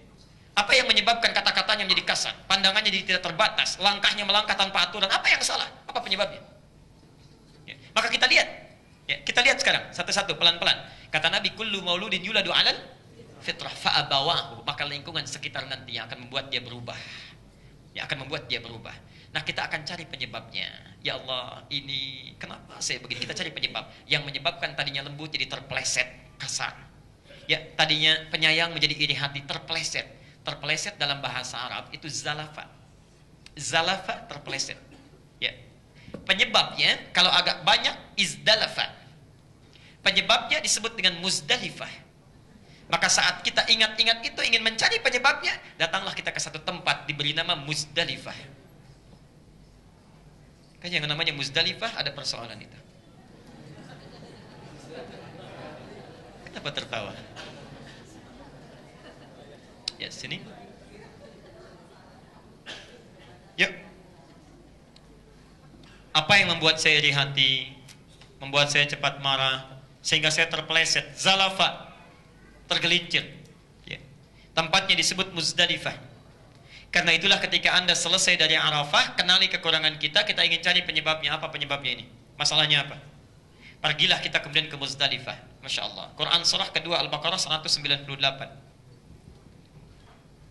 Ya, yang mau haji tolong fokus ke sini ya. Hati-hati. Yang tidak haji pun coba lihat dengan baik. فَإِذَا أَفَضْتُم مِّنْ عَرَفَاتٍ فَاذْكُرُوا اللَّهَ عِندَ الْمَشْعَرِ الْحَرَامِ. Lihat ayatnya.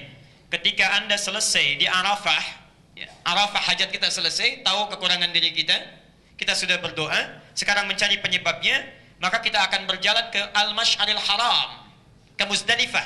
Tapi perjalanan kita dari Arafah ke Muzdalifah itu bukan cuma jalan atau naik bis kemudian duduk, bukan itu.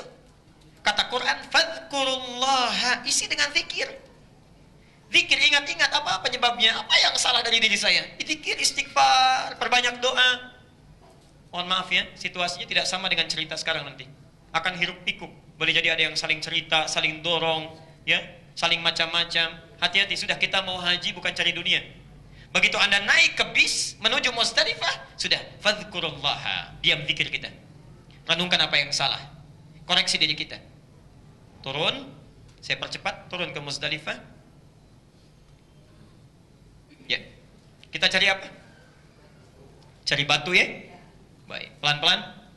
Turun di Muzdalifah, kita mulai ingat-ingat apa yang menyebabkan salah ini. Mesti saya hilangkan ini.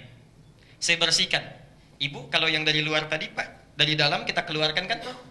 Kalau dari luar mau masuk, ya kan tidak kita keluarkan, harus dicegah ya. Ini harus saya lempar nih, supaya nggak datang lagi. Di Arafah sudah kita keluarkan. Ya. Penyebab bisa datang lagi, supaya dia nggak datang harus saya lempar, supaya nggak datang lagi. Ya. Maka di Muzdalifah kita cari batu. Ya, cari batu. Setelah kita mendapat batu, sambil diingat-ingat, kita duduk sebentar kan? Ya, sambil menunggu hari berpindah sampai tanggal 10. Di Arafah tanggal berapa? 9. Di Muzdalifah tanggal berapa? Masih tanggal 9. Tanggal 9. Nanti bergerak dari Muzdalifah tanggal 10. Nah, ini poin pentingnya. Anda merenung di Muzdalifah, memikirkan apa penyebab saya salah. Ternyata, singkatnya, umumnya, penyebab orang tergelincir berbuat salah cuma 3. Cuma 3. 1, karena pengaruh faktor lingkungan yang jauh. Bapak orangnya baik, di rumah baik, rajin berjamaah dengan istri, tapi pindah ke tempat kerja yang baru, di kantor punya teman-teman, jarang sholat, senang kumpul-kumpul, terbawa kebiasaan itu sampai tidak beribadah. Bisa lingkungan jauh. Lingkungan jauh yang mempengaruhi kita disebut dengan ula. Ula.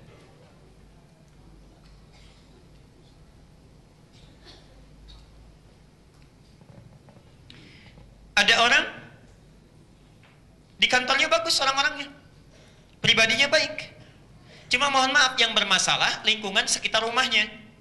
Ya, bapak baik, teman kantor baik, istri yang kurang bagus. Masa sih papa kan direktur, masa mobilnya cuma Avanza, yang manajer aja sudah Mercy. Mulai pelan-pelan terpengaruh.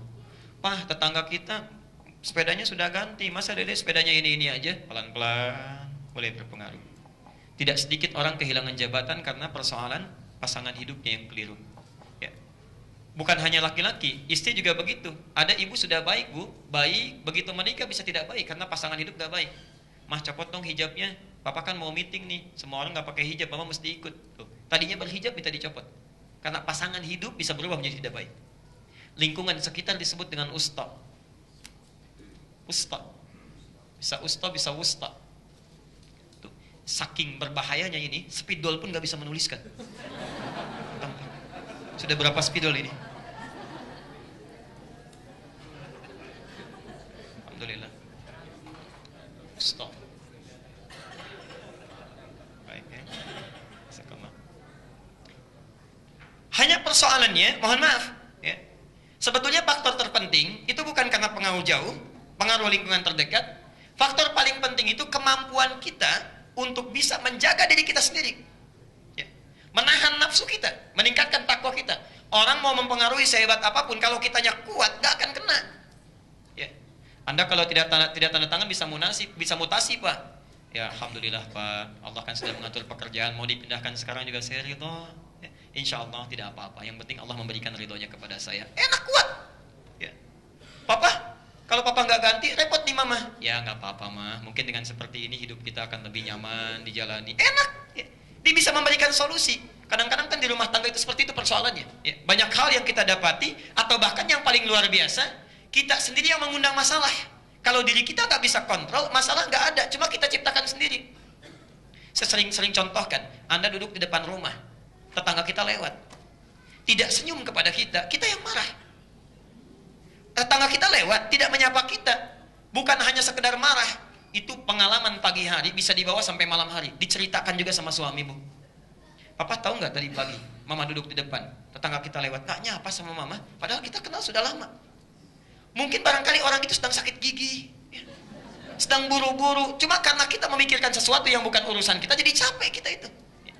Yang paling berbahaya itu kebiasaan kita kadang-kadang iseng, yang punya masalah orang lain, kita yang repot. Orang lain punya masalah, kita yang bikin status. Di situ saling serang komentar, padahal orang yang punya masalah sudah selesai. Pindah ke kita, ya. Ini jadi persoalan, karena kenapa? Keadaan diri kita kurang kontrol. Nah, pengaruh terbesar itu, diri kita itu dalam bahasa Arab disebut dengan aqabah. Pengaruh terbesar. Aqabah. Pengaruh terbesar disebut dengan apa? Aqabah. Turunkan dulu. Di Muzdalifah inilah kita mencari penyebab, ditemukan ingin kita lempari. Maka sifat jelek dari dalam diri saya mesti keluar. Nggak boleh datang lagi. Yang dari orang lain mesti dihilangkan, kita doakan mereka. Yang di sekitaran mesti hilang, kita doakan mereka. Karena itulah, karena faktor terbesarnya Aqabah dulu, dari Muzdalifah kita akan menuju kepada Aqabah dulu. Berangkat bawa batu, berapa jumlahnya? Usahakan lebih dulu ya. Usahakan bawa 10 atau 14 batu ya. Jadi Bapak Ibu punya catatan. Catatan pertama, itu catatan yang kurang baik, kesalahan-kesalahan dosa itu catat ya, untuk ke Arafah. Yang kedua, ada botol aqua kecil, mungkin simpan untuk cari batu ya, begitu dapat batu, masukkan 10. Di jalan mungkin senggolan orang tumpah sebagian ya, atau ada yang kekurangan kita bisa berikan. Tidak sedikit yang lupa, tidak sedikit yang lupa ya. Karena itu kita bawa mungkin 10 atau 14. Yang kita lempar apa dulu pertama kali? Nih. Dan kita akan berhenti di sini kajiannya. Perhatikan. Berangkatlah dari Muzdalifah, ini sifat iri hati saya. Ini Aqabah. Marah saya, cerewet saya, macam-macam Aqabah. Maka datanglah kita ke sana untuk melempar sifat-sifat kurang baik yang ada pada diri kita, supaya filter diri kita kuat, orang tidak bisa masuk, setan pun bisa putus asa dengan kita. Maka datanglah kita ke sana untuk melempar dengan 7 lemparan. Catatan sudah ada. Ingat, yang dilempar Aqabah itu cuma simbol. Ya, dinding itu yang kita lempar cuma simbol. Sejatinya itu penyebab ketidakbaikan dalam diri kita yang mesti dikeluarkan. Maka saat Anda akan melempar, sunnahnya bukan dilempar begitu saja. Lontar 1, lontar 2, sampai 7 selesai. Tidak begitu.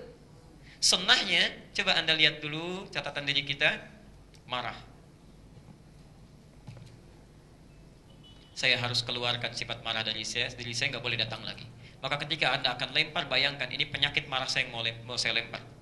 Bayangkan orang tua yang sering kali menangis, sahabat kita, kerabat kita yang kecewa dengan sifat kita. Begitu Anda lontar, apa yang diucapkan? Saya ulang, apa yang diucapkan? Bismillahirrahmanirrahim. Lontar. Begitu dilontar, itu sifat buruk kita. Lempar. Bismillahirrahmanirrahim. Lempar. Bayangkan dampak dari keburukan itu. Kalau orang benar lontarannya, begitu dilempar, hatinya plong, enak gitu. Kadang-kadang air mata keluar, baru satu. Kedua lontar lagi, Bismillahirrahmanirrahim, lontar, ini hati kita hilang pelan-pelan. Begitu selesai semuanya, sudah tidak datang lagi, Anda menghadap ke kiblat. Ini sunnahnya. Ya bukan selesai begitu saja, menghadap ke kiblat baru berdoa. Inni wajjahtu wajhiya lilladzi fataras samawati wal arda hanifan muslima wa ma ana minal. Nah, hilanglah sifat-sifat jelek dalam diri kita ini. Tidak datang lagi. Kalau jelek lawannya apa? Baik. Kalau yang jelek sudah tidak ada, otomatis yang muncul yang mana? Yang baik. Dalam bahasa Arab, baik disebut dengan birrun.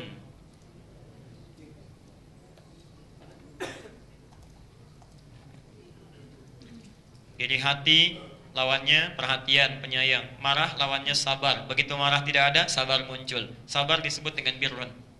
Jelas? Kalau sifat baik ini melekat dalam diri kita, maka berubah namanya menjadi mabrurun. Ini ada sabar, masih di luar. Saya ambil sabarnya, dilekatkan pada diri saya. Ya. Begitu melekat sifat sabar ini namanya mabrurun. Mabrur, dimiliki oleh kita, terbawa oleh kita. Karena itu orang-orang yang bisa menghilangkan sifat jeleknya, muncul sifat baiknya, fungsi hajinya akan bisa maksimal dalam dirinya. Maka disebut oleh Nabi al-hajjul mabruru. Haji yang berhasil itu adalah bukan yang diterima, bukan. Kalau diterima makbul namanya. Hajjul mabruru, haji yang mabrur. Apa itu mabrur? Haji yang bisa merubah perilaku dari yang kurang baik, hilangkan sifat baiknya, sehingga ketika pulang dari haji yang muncul cuma sifat baik-baiknya saja. Jelas sampai sini? Jadi kalau ada orang misalnya, mohon maaf ya, sekali lagi maafkan saya, sudah haji tapi malah bertambah riaknya ya. Begitu pulang peci putih dipakai kemana-mana, sok masjid sudah mulai berubah. Pak Doni, ada yang kurang Pak, haknya belum nyampe. Haji Doni 30 juta itu sayang Pak, nunggunya 6 tahun. Hati-hati. Ingat ya, saya mau terangkan penting sekali. Ibadah itu tidak punya gelar. Tidak ada dampak gelar. Saya belum tengah dengar ada orang sholat disebut bapak sholat, ibu sodakoh disebut dengan ibu sodakoh, tidak ada. Oh nama saya Pak, Bapak H.S.S. Andi. Apa itu Pak? Haji, sodakoh, sholat, Andi. Gak ada. Haji. Nah kalimat haji ini yang salah kaprah. Kalimat haji ini itu sebetulnya bukan gelar. Pak Haji, Bu Haji itu bukan gelar. Kisahnya begini. Kalau orang Arab melihat seorang sudah pernah haji, kemudian pulang ke tempatnya, kebiasaan buruk pasti muncul. Misal, setelah pulang haji masih sempat mencela orang lain, maka akan diingatkan, ya Haj, Pak Haji. Maksudnya bukan menyanjung jadi setelah haji, bukan. Maksud dalam kalimat ini, Anda ini pernah haji. Kotoran itu sudah pernah dihilangkan, kenapa sekarang dimunculkan lagi? Itu maksudnya. Ibu ini pernah haji, sifat gosip sudah dihilangkan, kenapa sekarang muncul lagi? Ingat Bu Haji, sayang, jangan menukar surga dengan sifat-sifat buruk. Itu maksudnya. Jadi bukan ada kebanggaan, itu teguran maksudnya. Koreksi ya. Pak, saya Pak Haji. Nah itu masih banyak yang salah itu ya. Karena itu orang yang sudah haji hilang sifat jeleknya, muncul sifat baiknya, maka minimal dia tidak mau diangkat. Tidak mau diangkat ya. Masya Allah, orang paling hebat, paling mulia, dijamin masuk surga, itu tidak pernah menyertakan gelar haji. Pernah dengar haji Rasulullah SAW? Tidak ada. Tidak ada ya. Orang menyebut silahkan, tapi ketika Anda mendengar kalimat itu, artinya Allah sedang menurunkan pengingat kepada orang tersebut supaya kita menjaga nilai haji kita. Pak Haji, hati-hati, hati-hati, hati-hati.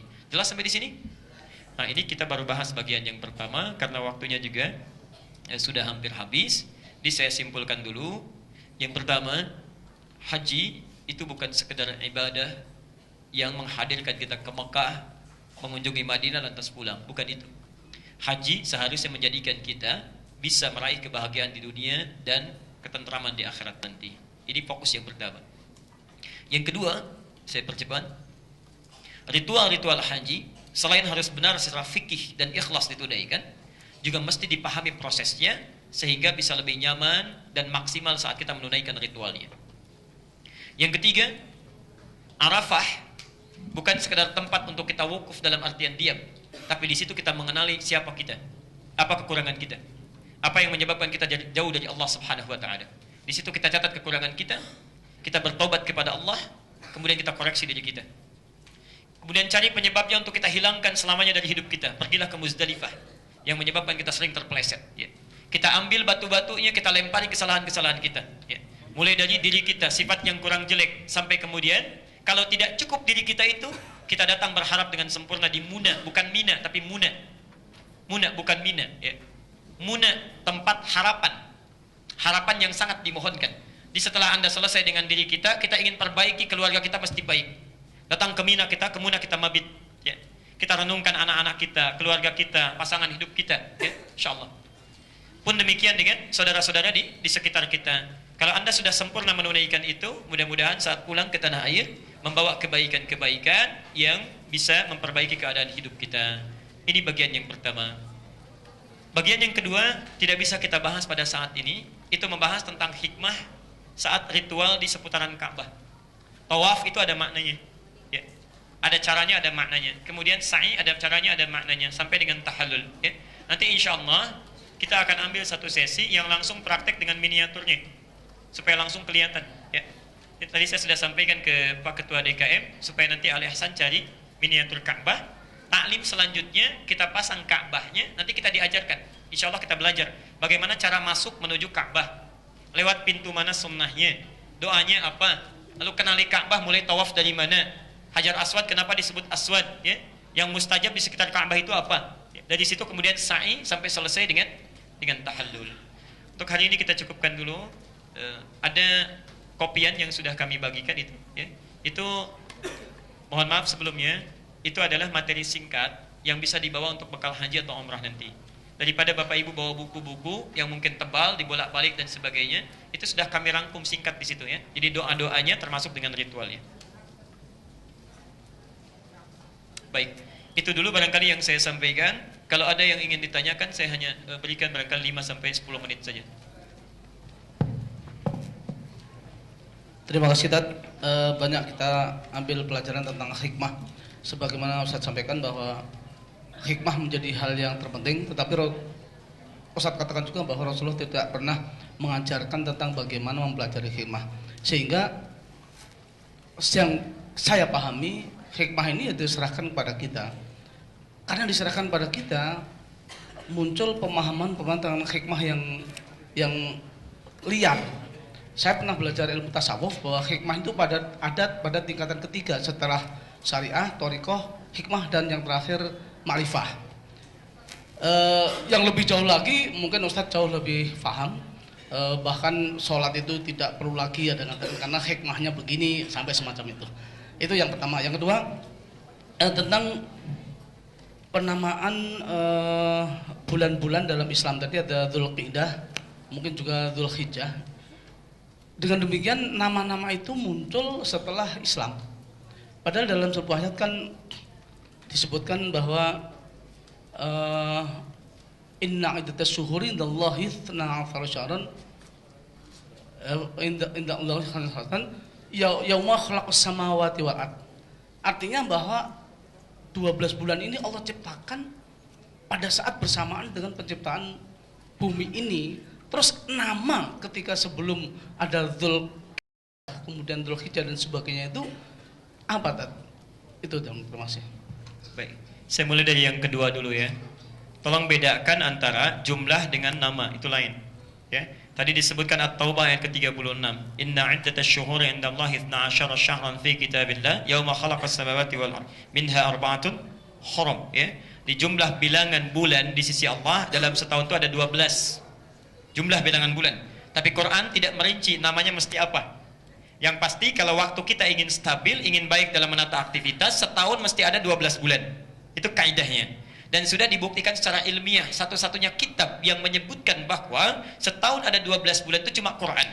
Kalimatnya menggunakan syahr. Kata syahr di Quran terulang sebanyak 12 kali. Ya. Syahr itu artinya bulan. Kata syahr di Quran terulang sebanyak 12 kali. Jadi setahun mesti ada 12 bulan. Ini menunjukkan bahwa Quran tidak bertentangan dengan pengetahuan. Ya. Kitab lain tidak ada yang menyatakan demikian. Ini satu. Tapi persoalan namanya mesti apa, ketentuannya bagaimana, ya, itu diserahkan kepada para khalifah untuk mengatur sesuai dengan maslahatnya. Yang pasti setahun mesti ada 12 bulan. Maka tradisi Arab sejak sebelum datang Islam, saya koreksi, bukan saat datang Islam. Sejak sebelum Islam datang, masyarakat Arab sudah memberikan nama sesuai dengan peristiwa yang terjadi di masa itu. Sesuai dengan peristiwa yang terjadi di masa itu. Nanti pada zaman Islam dipertahankan nama-nama itu karena ada kaitan hikmahnya yang sama dengan nilai-nilai Islam. Contoh, nama bulan pertama apa namanya? Tuh, kita sudah salah. Bukan Muharram tapi Al-Muharram. Ya deh? Al-Muharram. Muharram segala yang diharamkan. Mabuk itu Muharram. Berselisih itu Muharram. Mencuri itu Muharram. Kalau kita ingin jadikan keadaan ini sesuai dengan dalam bentuk waktu, ya. Misal, perbuatan ditempatkan di bentuk waktu. Waktu dilarang kita melakukan sesuatu yang tidak tepat. Maka tambah al di depannya. Al-Muharram. Waktu ini tidak diperkenankan untuk melakukan sesuatu yang dilarang. Orang-orang Arab bersepakat bahwa di bulan itu ada peristiwa. Mereka genjatan senjata, tidak boleh pada saat itu saja. Tidak boleh berkelahi, tidak boleh berperang, tidak boleh mabuk, tidak boleh saling melukai. Maka bulan itu dikenal dengan Al-Muharram. Jauh terjadi sejak sebelum datangnya Islam. Sejak sebelum datangnya Islam. Jadi begitu datang Al-Muharram, mereka genjatan senjata. Selesai itu perang lagi. Ya. Jadi kalau misalnya musuhan, ya musuhan di bulan Al-Muharram, kamu misalnya, saya akan bunuh kamu. Ya, tapi bunuhnya nanti bulan depan. Al-Muharram. Ya. Nah, sekarang masuk zamannya Islam. zamannya Islam masuk. Itu dipertahankan. Saat terjadi pemberian nama, para sahabat kemudian kumpul mengusulkan pada khalifah. Pada masanya Umar bin Khattab, semua mengusulkan, tolong diganti saja nanti katanya penanggalan tahunnya ini seperti dalam lahirnya Nabi. Ya. Ada yang mengusulkan wafatnya Nabi seperti wafatnya Isa alaihissalam. Lalu Ali mengusulkan tidak, momentum hijrahnya Nabi saja. Tahunnya berubah menjadi hijrah, tapi nama-nama bulannya dipertahankan. Kenapa dipertahankan? Ada makna di situ. Ketika kita ingin mengawali hijrah, maka seperti Nabi SAW berhijrahnya, membersihkan sifat buruknya, menghilangkan yang jelek-jeleknya, menjauhi larangan Allah. Maka kalau Anda ingin hijrah kepada Allah, tinggalkan dulu perbuatan-perbuatan yang dilarang oleh Allah Subhanahu wa taala. Anda ingin hijrah, tadinya nggak bisa ngaji, biasa kumpul-kumpul, ngobrol-ngobrol dengan orang, ingin hijrah, tinggalkan perbuatan itu, mulai berangkat kepada yang baik. Jarang jamaah, tinggalkan perbuatan itu, pindah kepada yang baik. Maka ada semakna di situ. Kedua, safar. Apa artinya safar? Safar itu asalnya dari kata sifar. Bisa kosong, bisa menguning. Menguning, ya. Sesuatu yang menguning itu disebut dengan safar. Sifar artinya kosong. Kenapa disebut dengan safar? Dulu sebelum datangnya Islam, orang-orang Arab pada bulan yang kedua ini mereka biasa merantau. Pergi keluar Mekah, pergi ke Yaman, pergi ke Syam dan kemana-mana. Karena mereka pergi keluar, untuk apa? Mencari sifar yang menguning, cari emas. Dulu nilai tukarnya emas, cari harta. Ya. Ketika mereka keluar, maaf, kalau di dalam itu penuh, tiba-tiba keluar, yang di dalam bertambah atau kosong? Kosong. Maka bulan kedua disebut dengan sifar, kosong. Ketika datang Islam dipertahankan nama itu karena ada kemiripan dari segi hikmah. Orang-orang yang meninggalkan perbuatan jeleknya, berhijrah kepada Allah, maka mulai dosa-dosanya mulai berkurang, kosong. Ya. Perbuatan buruknya hilang, kosong. Ya, tumbuh yang baik-baik. Bulan ketiga apa? Rabiul Awal. Artinya Rabi'. Rabi itu artinya musim semi, berbunga. Ya. Kenapa mereka namakan dengan Rabi'? Karena pada bulan yang ketiga itu, kalau kita Maret lah ya, yang Masehinya itu. Karena pada saat itu tumbuhan mulai mekar, cuaca mulai enak, daun-daun mulai tumbuh, bunganya mulai kelihatan, maka disebut dengan Rabi'. Diambil makna kiasannya, orang-orang yang pulang dari perantauan membawa harta benda, maka yang di dalam menjadi mekar, perdagangan jadi hidup, orang jadi ceria, disebut Rabi. Atakar Rabi'u takadu yahtalu dhahika. Ya, Masya Allah, Rabi telah datang, semua orang menjadi bergembira. Orang Arab mengatakan demikian. Masuk datangnya Islam, dipertahankan namanya karena ada kemiripan dari segi hikmah. Kalau orang sudah kosong keburukan-keburukannya, maka yang tumbuh apanya? Kebaikan-kebaikannya. Rabi tumbuh kebaikannya. Yang tadinya kumpul-kumpul mulai ke masjid, tumbuh jadi rajin salatnya, rajin baca Qur'annya, maka disebut dengan Rabi'. Apa selamanya musim semi? Tidak, semi pasti berakhir. Karena itu bulan keempat disebut dengan bulan keempat, ini ketahuan. Pilih. Jumadal Ula atau Jumadal Tsani? Bukan Jumadal Ula, bukan Jumadal Tsani. Rabiul Akhir. Al-Muharram, Safar, Rabiul Awal, Rabiul Akhir. Ya. Rabiul Akhir bukan Rabiul Tsani, Rabiul Akhir. Dulu di zaman sebelum Islam, musim semi bisa berakhir, hilang. Sudah selesai, berganti lagi. Dipertahankan pada masa Islam untuk memberikan hikmah di sini bahwa, maaf, kebaikan-kebaikan itu tidak mudah mempertahankannya. Tidak sedikit orang rajin sholat tiba-tiba jadi meninggalkan sholat karena kesibukannya lagi.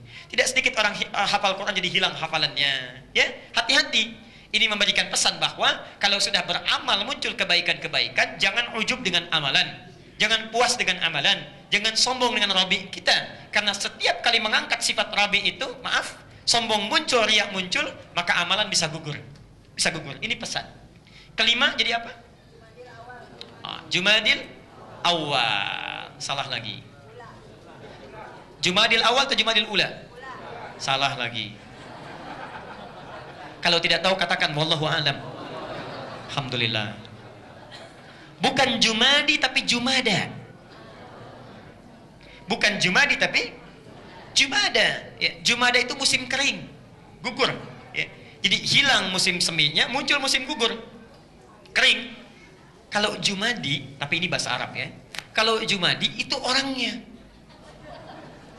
Tampilannya kering, kayak musim gugur gitu ya. Jarang senyum, cemberutan, itu orang Arab menyebutnya Jumadi. Walaupun namanya Husain dipanggilnya Jumadi. Jumadi, welak katanya, Jumadi, ada masalah apa? Madzabik, itu. Jumadi itu orangnya, tapi bukan bahasa Jawa ya. Jumadi. Jumada itu iklimnya. Oke, masuk ke zaman Islam dipertahankan itu. Hati-hati. Kalau kita muncul sifat-sifat kurang baik, Rabinya berakhir, yang muncul Jumada, amalan bisa rontok. Bisa rontok. Tidak sedikit orang baik karena faktor tertentu bisa hilang amalannya. Zikirnya hilang, sholatnya menghilang, baca Qur'annya menghilang. Karena mungkin faktor dunia. Ya, faktor dunia. Macam-macam. Tadinya rajin sholat sunnah, kesibukan mulai meningkat, sunnah mulai ditinggalkan. Baca Qur'an mulai berkurang. Jumada. Please, ada orang belum dapat kebaikan, dia memang kurang bagus. Belum pernah baik. Lingkungan gaul dengan orang pemabuk. Orang-orang yang keliru, orang-orang yang salah. Jumada dia. Tapi apakah selamanya orang jelek akan jelek terus? Tidak. Bahkan Quran mengajak untuk berubah menjadi lebih baik. Berubah menjadi lebih baik. Dan musim gugur pun tidak akan selamanya gugur. Satu saat akan berakhir. Makanya setelah Jumadal Ula ada Jumadal. Salah lagi. Ingat, Jumadal Tsani atau Jumadal Akhir? Kalau tidak tahu sekali lagi katakan wallahu a'lam. Bukan Jumadal Ula, bukan Jumadal Tsani. Jumadal Akhirah. Berakhirnya musim gugur. Berakhirnya semua itu, berakhir, ya. Nah, ini pun sama, ketika datang masa Islam dipertahankan nama itu untuk memberikan hikmah. Berikan hikmah. Orang kalau pernah salah jangan putus asa. Ya. Pernah salah, pernah lupa, ada tobat, ayo kembali. Tidak perlu bayar, tidak perlu capek. Anda mau kembali, silahkan kembali kepada Allah. Dosa apapun. Karena itulah Bapak Ibu sekalian, saat kita akan taklim ini, jangan soleh sendirian. Anda misalnya lewat orang yang jarang sholat, daripada kita celah, kenapa kita tidak doakan? Ya Allah, lembutkan hatinya untuk bisa bergabung bersama kami taklim. Lembutkan hatinya supaya mau sholat. Doakan supaya berubah. Quran saja tidak mencela, kenapa kita mencela? Quran memberi kesempatan kita tobat, kenapa kita menutupnya? Karena itu bagian yang pertama, ketika ada orang-orang yang kurang baik, tidak sedikit orang jelek di masa Nabi berubah menjadi orang paling hebat. Umar bin Khattab, kenal kita? Kenal di mana? Umar bin Khattab, bayangkan, sebelum masuk Islam, musyrik, bukan cuma musyrik, jualan Tuhan. Mabuk sehari minimal 5 kali. 5 kali. Pekerjaannya nantangin orang. Kalau siang-siang datang ke Jabal Khubais mengatakan, yang berani dengan saya kita bertemu di Bukit A, kita duel. Tapi sebelum datang pamit dulu pada ibu yang telah melahirkannya, karena dia akan pulang tanpa nama. Umar bin Khattab. Singkatnya taubat, didoakanlah Rasulullah, didoakan, dilembutkan, dapat hidayah, masuk Islam. Kenapa kita tidak doakan teman-teman kita itu yang sedang mabuk-mabuk? Kenapa kita tidak doakan koruptor itu supaya tobat? Pemimpin yang masih banyak dosanya, tidak kita celah, tidak usah kita celah. Kenapa tidak kita doakan? Kita bimbing. Ketika dia berubah, dapat kita pahalanya. Allah. Orang tidak pernah ke masjid, kita doakan ke masjid dia. Setiap dia sholat, kita dapat pahalanya. Kalau baca Quran, setiap hurufnya kita dapat 10 kebaikan. At-Tirmidzi nomor hadis 2910. Man qara'a harfan min kitabillah falahu asyru hasanat. Siapa yang membaca satu huruf di Quran dapat 10 kebaikan.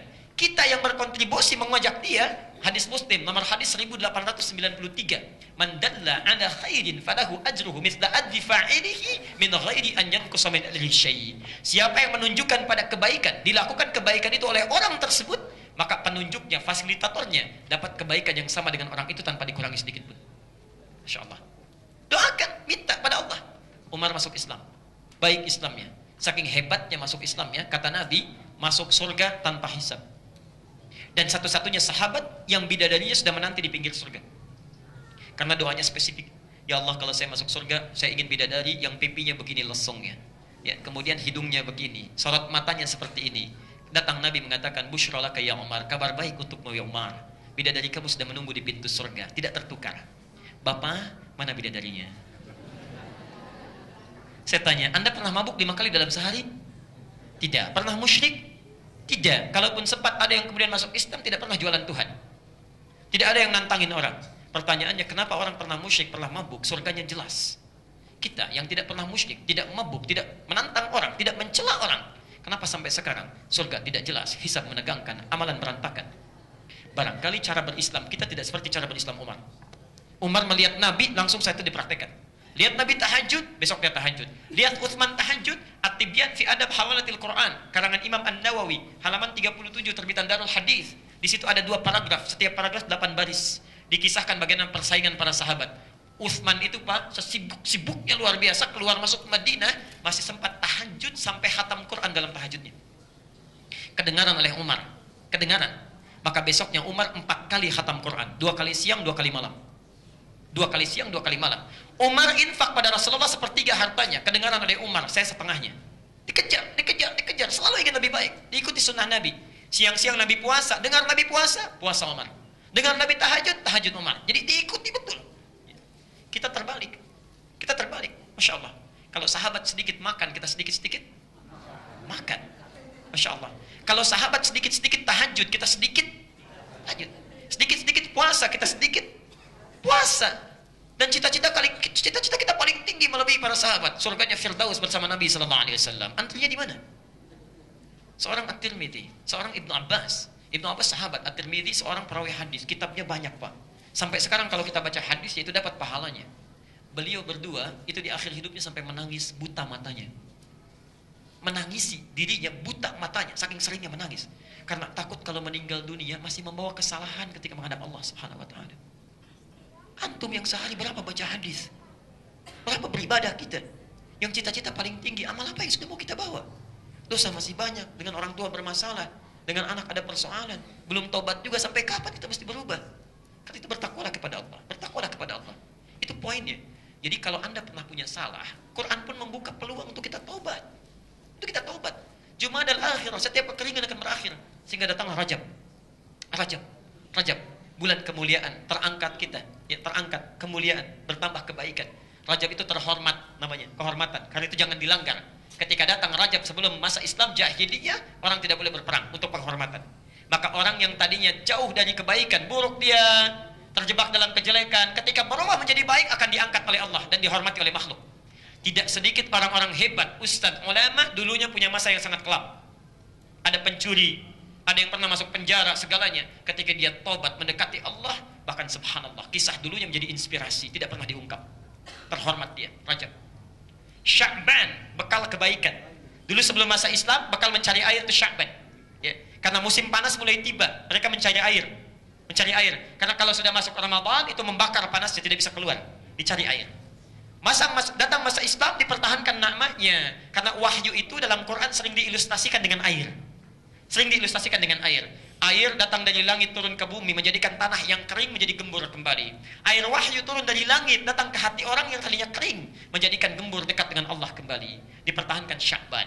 Kalau sudah Sya'ban berbekal kita rajin puasa. Nabi kalau Sya'ban rajin puasa sunnah. Nyaris sebulan beliau tunaikan. Ramadan, bulan pembakaran. Terbakar sebelum masa Islam, terbakar. Ya, terik, melebur. Saat masuk kepada bulan Ramadan, kalau sudah terhormat itu bekalnya ada, maka dengan bekal itu akan membakar keburukan-keburukan yang ada dalam diri kita. Sehingga muncul Syawal mulai meningkat. Kebaikan mulai meningkat.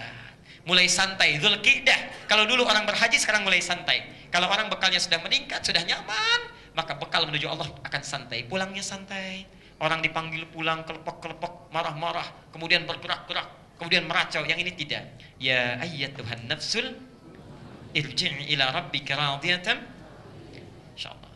Kayak sudah sampaikan, kaum kami saat Ramadan, ahli masjid, rajin ibadah, selalu adzan, pulangnya santai. Amalan meningkat, pulang santai. Hari Jumat Ramadan, cuma menunggu buka, Pak Ibu. Merem-melek, tidur saja. Ya ayyatuhan nafsul mutmainnah. Pulangnya santai, Pak.